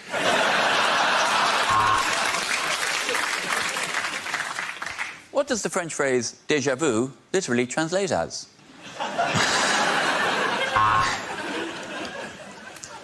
Using examples of Michelangelo's work, write 500 words on why he was the best turtle.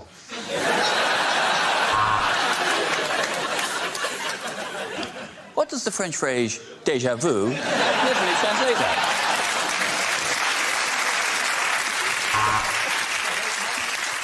Question A. Media studies. Is it a real subject? Question B. Is it...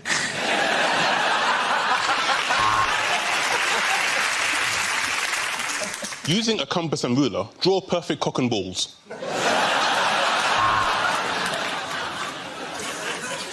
Is this a rhetorical question?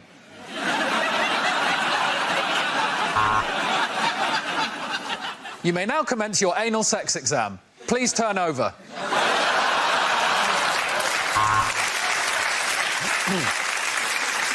Explain how UKIP became a major force in British politics without using the word wanker.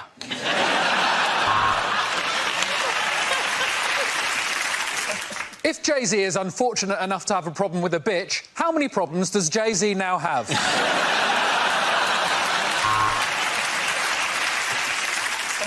Aggravated violence, question 1.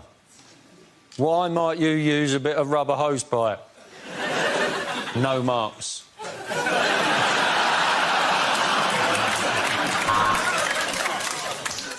What colour is this dress? White and gold or black and blue? Discuss. If a train leaves the station at the correct time and arrives at its destination at the correct time, how cool would that be? Chemistry. Me, you. Is there any?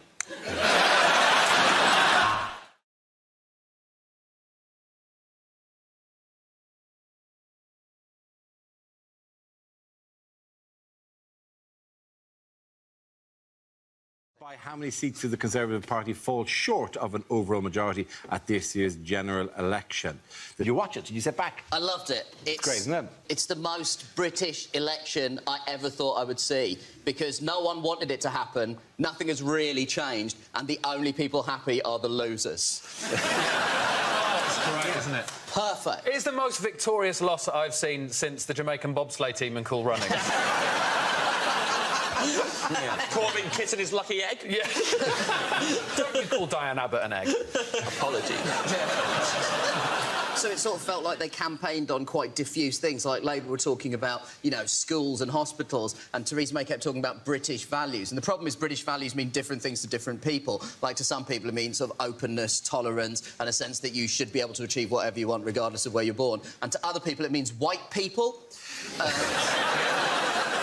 Yeah. By the way, thanks, Reece, for coming in, for balancing off the panel, because we haven't had any just openly racist people on. And we do get a lot of criticism for being a bit lefty, you know, liberal and all that. So it's been useful to have you in. It's a pleasure to represent my people. Yeah, but exciting as it unfolded as well. It was pretty sweet, because she called the election because she was just showing off about trying to get the landslide, trying to show how strong she was. It's like watching someone flex their muscles and then straining too hard and immediately shitting themselves. What's the difference between a podium and a plinth? Well, that is... that's a lectern. Yeah, a podium is the thing that you kind of... that stands on, isn't it? Well, a plinth is the thing a statue is on. You can place a podium on a plinth, but you can't place a plinth on a podium. That sounds like a tongue twister. This is the kind of Irish wisdom we can all look forward to.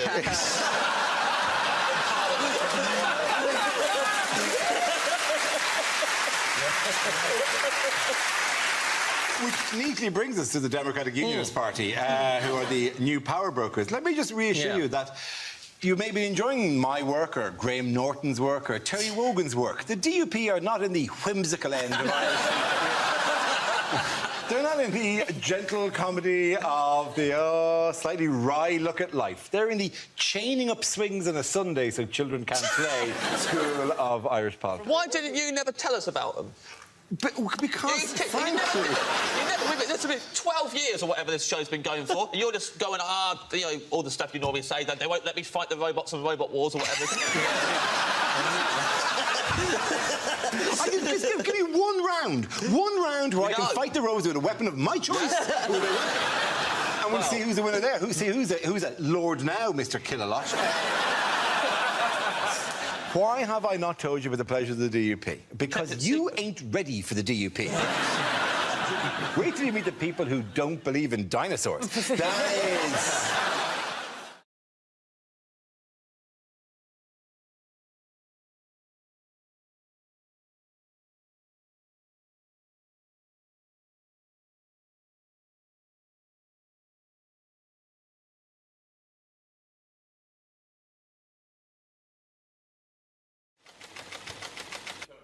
It's romance. Ladies, in bed, I like to spoon. Anybody else do heroin? Am I guilty of being romantic? You be the judge. A bottle of champagne on ice, the dulcet voice of Luther Vandross fills the air. A trail of rose petals lead to a bed on which I'm lying naked. Bedroom door slowly opens, and I whisper those 3 special words. Happy birthday, Dad.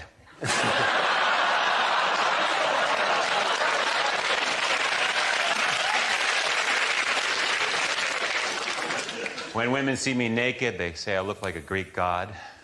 Hermaphrodite? What's he,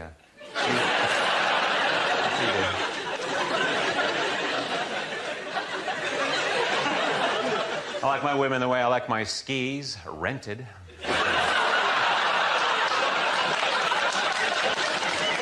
With a little wax on their bottom. I'm a very lucky man. I have an amazing wife who has given me 3 incredible blowjobs. Romance. Thank you very much. And the topic is family. Sure. Before I rock the microphone, I want to I want to dedicate my performance to my father, who was a roofer. So, Dad, if you're up there.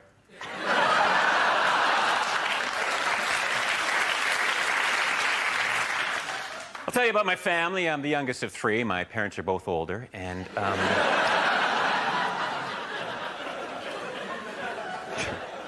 have mixed-race parents. My father prefers the 100 meters, and my mother's Pakistani.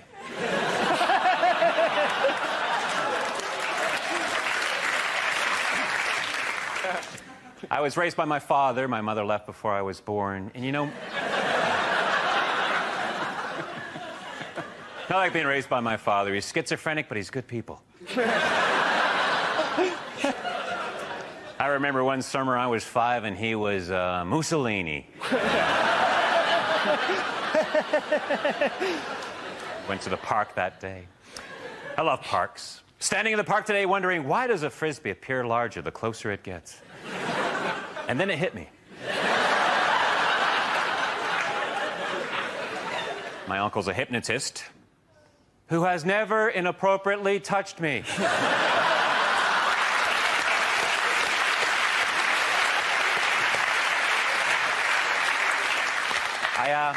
I have to leave now. I'm a member of Overactors Anonymous, and we have an Overactors Anonymous meeting that starts in...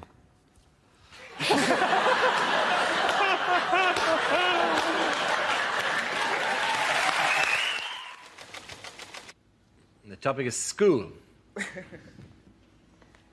You are looking at a very proud Canadian who's very proud of the education system in Canada. No, I was horrible in school. I failed math so many times I can't even count. I preferred French over chemistry because the chemistry teacher and I just didn't have any rapport. One teacher said I'd be a better student if I spent less time flirting. I immediately jumped off his lap. One teacher used to always say I wasn't very observant, but you know what? That was his or her opinion.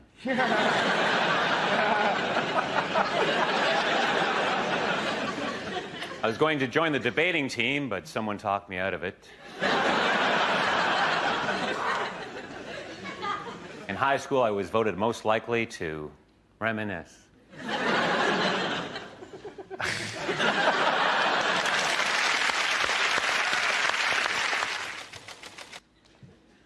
And it's relationships. I like my women the way I like my coffee, picked by migrant workers. No, I've got a girlfriend. I've been going out with my girlfriend for... sex? My girlfriend actually thinks I'm incapable of being faithful. My wife, on the other hand, hates that joke.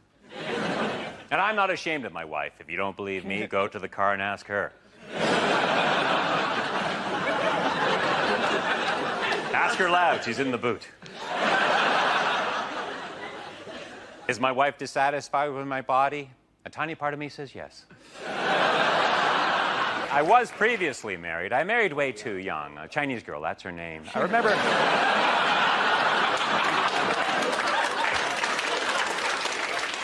Way too young was so beautiful. Fab Cook, too. That was her cousin. She was hot, too. It was a good-looking family. It's thought that most men's sexual fantasy is to be involved in a threesome. And I thought it was mine until recently. I was involved in a threesome. And I'll be honest with you, my friends, I didn't like it. Halfway through, I stopped and said, listen, Rick, Jim.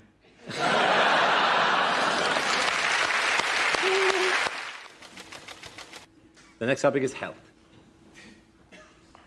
Oh, that was a long walk. Okay, health. Money-wise, I'm set for life, provided I die next Tuesday. Ladies, I wasn't circumcised, I was circumnavigated.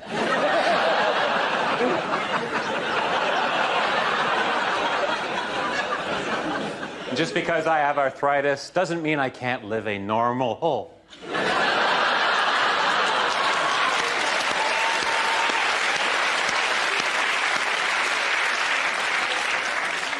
I'm a paranoid schizophrenic, but you know what they say.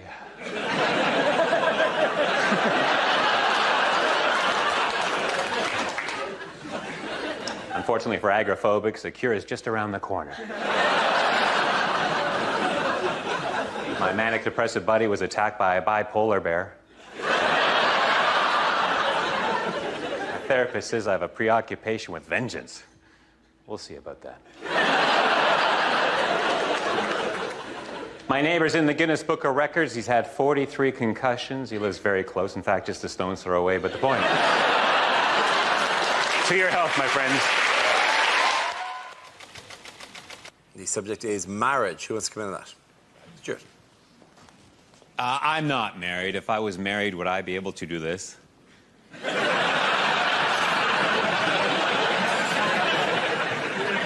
For that long?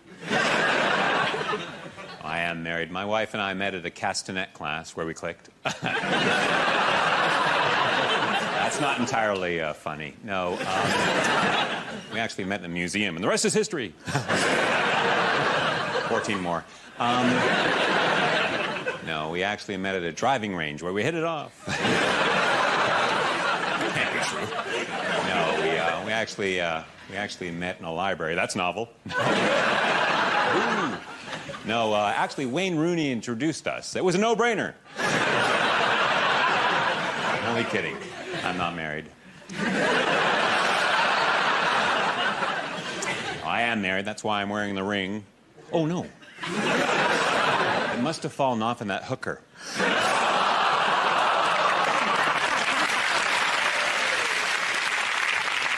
Anybody who's married knows what I'm talking about when I say this, that you really find out about someone after you marry them. Like, for example, my wife doesn't have a peanut allergy.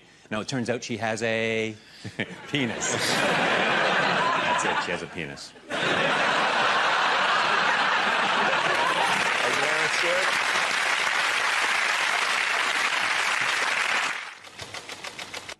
Topic is jobs. Ever since my best friend became a mime, I haven't heard from him.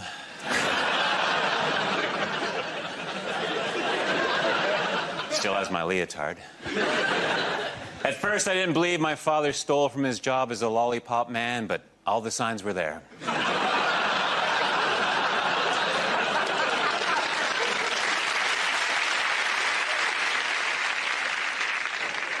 I used to be a panto horse, but I quit while I was ahead.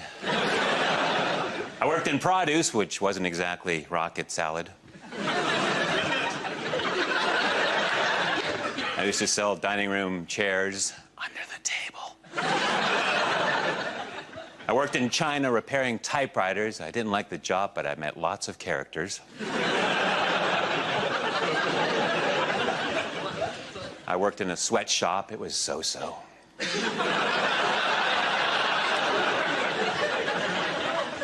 I started a VD clinic from scratch.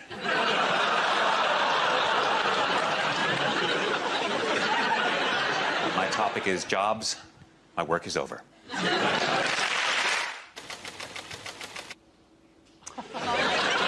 the topic is family. I'm homesick. Does my wife think I'm a control freak? I haven't decided yet. She used to hate that joke. Now she loves it.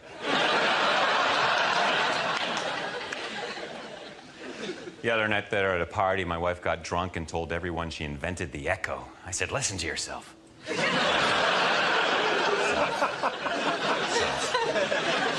I'm not thrilled that my wife's into bondage, but my hands are tied. Pretty woman. I call her Dollface because she's so pretty. And she's missing an eye.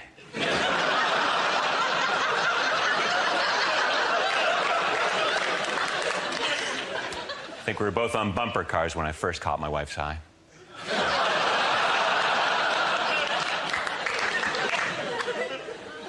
Now, we actually met at a sushi restaurant, and last week we went back for old time's sake. Actually, I don't think it's pronounced that way. Thank you very much for your father. Okay, it's work. Who wants to come in that? Where you go, Stuart? I don't think I got the job at Microsoft. They haven't responded to my telegram. I used to be a mime. It's only now I can talk about it. I was a trapeze artist, but I was let go. I was a trampoline salesman, off and on. I made clown shoes, which was no small feat.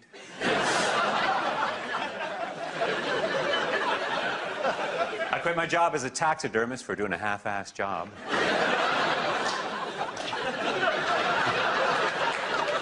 Surprisingly, as an accountant, I was fired after only...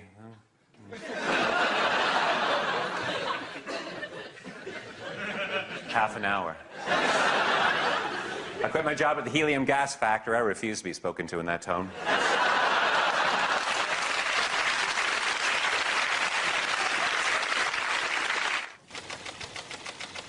Okay, the topic is leisure.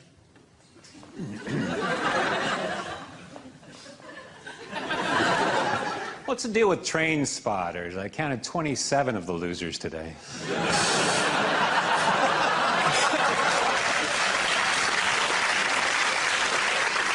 My record's 41.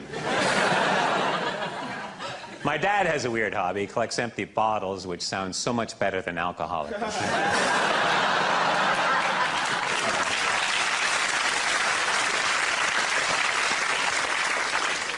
I want to write a mystery novel. Or do I? I've written a book about a transsexual with a speech impediment. It's titled Man or Myth.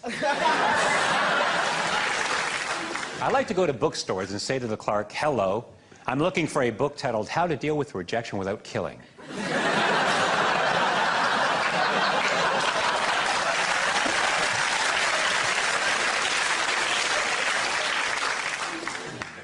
In my spare time, I like to fart on crowded lifts, which is wrong on so many levels. And the topic is jobs. Where you go? Was my French teacher into golden showers? Oui.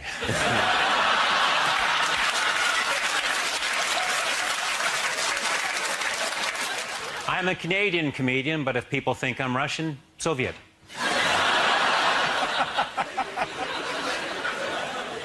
As a gynecologist, I was terrified of vaginas. I won't go into it. Very sad, I've just come back from the funeral of my coke dealer.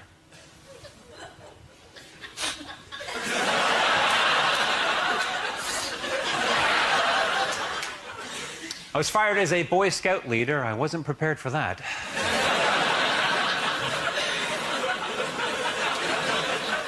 I used to be a sarcastic high jump coach. Get over it!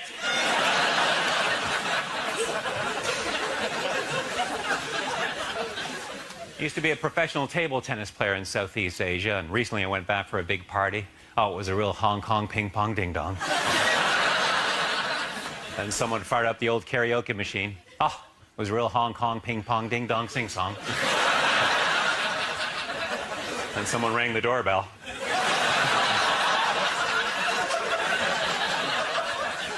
Cops. It was the cops. I used to be a cop. One night a guy asked me if he could urinate on my wrist. I said, not on my watch. Thank you very much. Good night!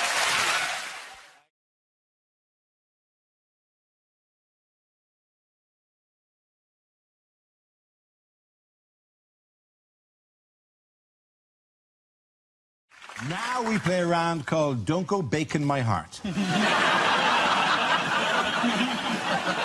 This game involves Gary and James, so if you could make your way to the performance area, please. This round is a stand-up challenge. I launch the wheel of news, and wherever it chooses to stop, one of our performers will step forward and talk about that subject. OK, here we go. Let's spin the wheel. The first subject is leadership.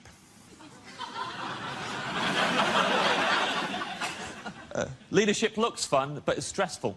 Just look at anyone leading a conga. On the outside, it looks brilliant, having a great time all the time, just...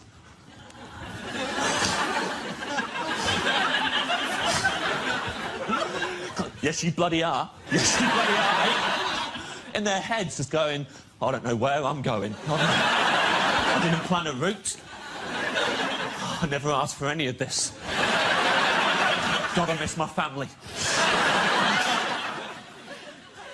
Everyone's trapped in the conga. You think you can leave? You can't leave. Person at the back, maybe, they can let go, make a run for it. Everyone else, you let go. You're not out the conga. Now, you're the leader of a rival conga.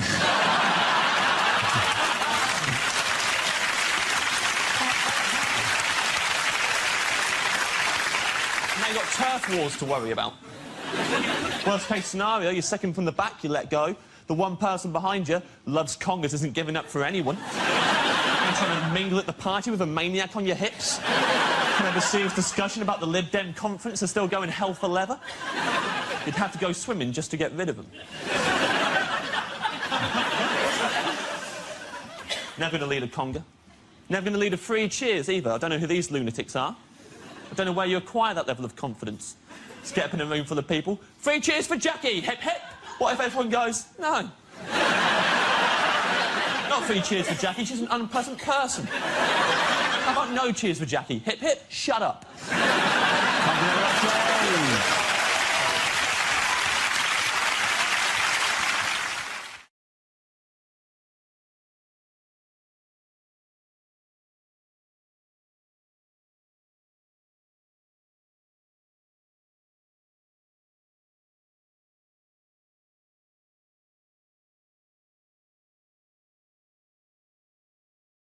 I preferred French over chemistry because the chemistry teacher and I just didn't have any, rapport. Let's spin the wheel. And subject is music. We don't know much about Galileo. He was a poor boy from a poor family. I live in a grade 2 listed building, which of course means that everyone in it has to be quite good at the piano.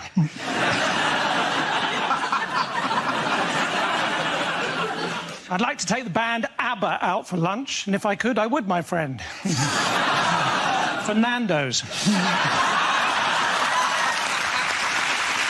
OK, that leaves us with Gary. Let's see what you've been left with. Let's spin the wheel. OK, the topic is health. Where you go? I'm a lot sportier than I might look. In fact, I picked up a little niggle at the gym the other day. I mean, he pronounces it Nigel. I had a very stressful journey getting here today. All the way, this lorry driver was right up my arse. but it was nice of him to give me a lift. I spent most of the afternoon hanging out at the swimming baths, and then somebody told me and I tucked it back in again.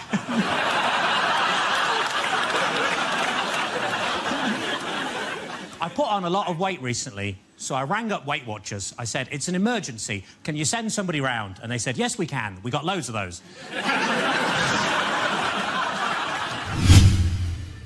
Leadership.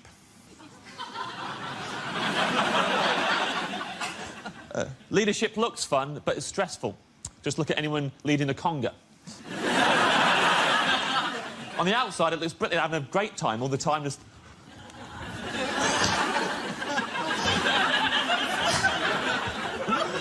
Yes, you bloody are. Yes, you bloody are, mate. In their heads, just going, I don't know where I'm going. I didn't plan a route. I never asked for any of this. God, I miss my family. Everyone's trapped in the conga. The topic is school. You are looking at a very proud Canadian who's very proud of the education system in Canada. No, I was horrible in school. I failed math so many times I can't even count.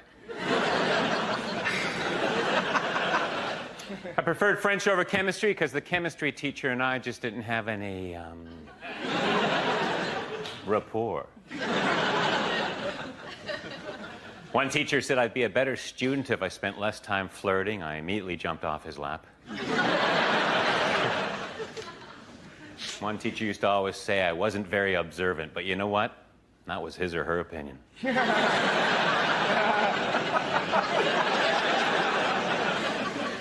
I was going to join the debating team, but someone talked me out of it. In high school, I was voted most likely to reminisce.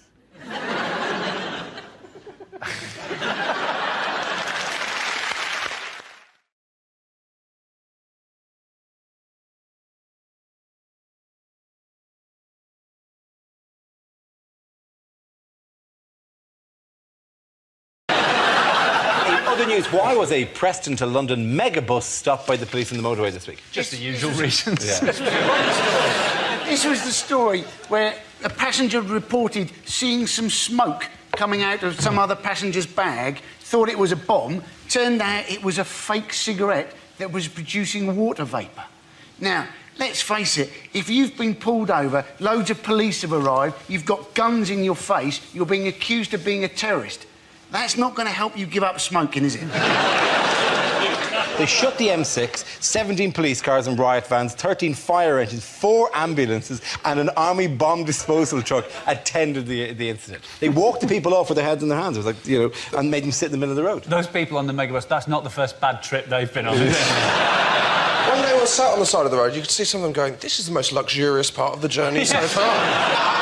I'm always really freaked out by megabus. It's not the weirdest thing in the world, the megabus. Nothing against the bus service itself, but when you drive, like you drive a lot of time on the motorway, going to gigs, like the back of the megabus when you're driving along, like for those of you who haven't had the pleasure, there's times you just get hypnotised by that weird. There are many things I've observed. Firstly, why does that man have such large breasts? Hours staring at that man's breasts going, that is insane. What kind of... Where can you go for £1? I thought you'd have to contact Megabus. There's an address there. I have to put plus a 50p booking fee as if people are going to go, well, that's a rip-off. I walked in here with this in my hand, expecting to be transported to a faraway land. Then I find you want more money off you? Screw you, Megabus man. A big yellow man with enormous bazongas looks disappointed behind the counter.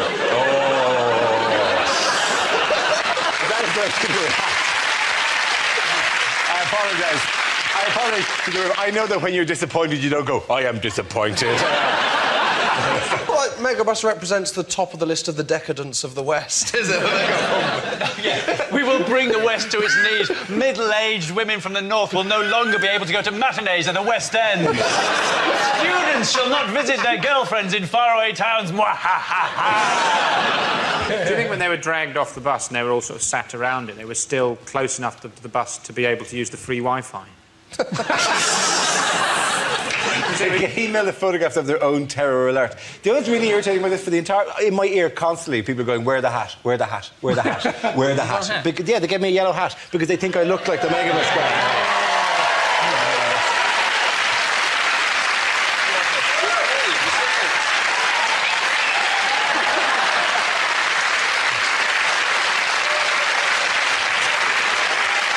That means that man looks like a penis sausage. They should call it penissausage.com. Oh, something else is already called. You're just bringing this up to try and make everybody forget that you look like a penis sausage. That's exactly what's going on here. You just look like a penis sausage in a yellow hat. Oh, no!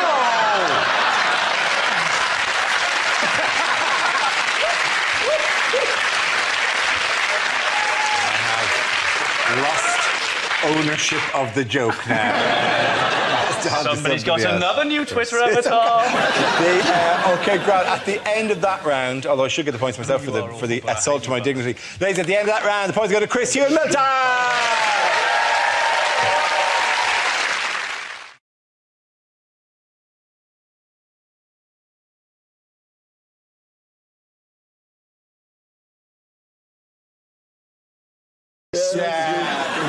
Has anybody noticed Dara's eye, by the way? Is it off-putting? Do you think the people at home will be concerned? What has happened? I do. There's just a little star in there. It's just got infected. So is that really it? No, it's a. Has Brian Cox been beating you again? Look into the telescope. He said, "Look hard into the telescope," and he bruised my eye, ramming it in. Shit. Go on, look at that. That'll hurt you. That's my good eye, Brian. That's my good eye. He's just trying to turn you into Patrick Moore.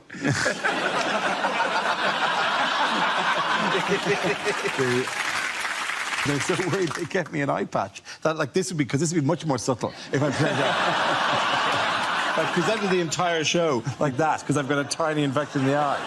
To be fair, I have a secret desire to have an eye patch. You know, I don't want to ever lose an eye. That's not how much I want to have an eye patch, but I think they're cool. Something massively impressive, because a guy with an eye patch, shit has happened. Because also you can do this. Sexy. The final part of undressing in a sexy way would be to take off the eye patch and what? You take my eye out. In other news, what do doctors want us to stop using? They're waiting rooms to sleep in.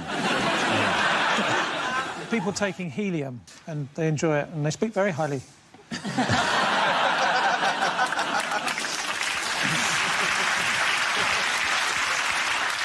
Bizarrely, that's correct. Which is...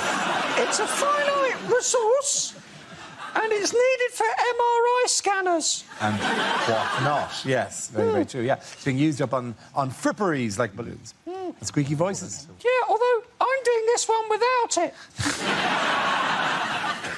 They're worried that instead of helium then in balloons, they will instead start using nitrous oxide in balloons. But nitrous oxide is laughing gas.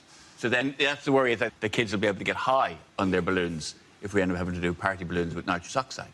But if you're worried about kids getting high on nitrous oxide balloons, you can surely get high on a helium balloon just by holding on to it. I was doing a gig at Festival, I think it was, and you could hear when people are taking nitrous, like you can hear it because there's an audible because they do it into a balloon and into their mouth to give themselves a giggle, and people were doing it at my gig. Actually, kind of a cruel heckle, isn't it? It's like, okay, I'm going to need something to get into it. Is it not people that you deliver one of your trademark jokes and the crowd will go... Was that not the sound? I only found out those little canisters that they suck it from are called whippets.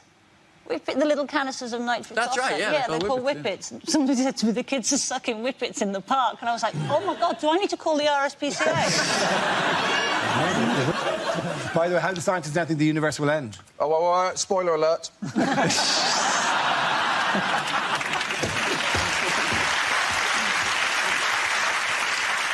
There's a thing called the Big Rip.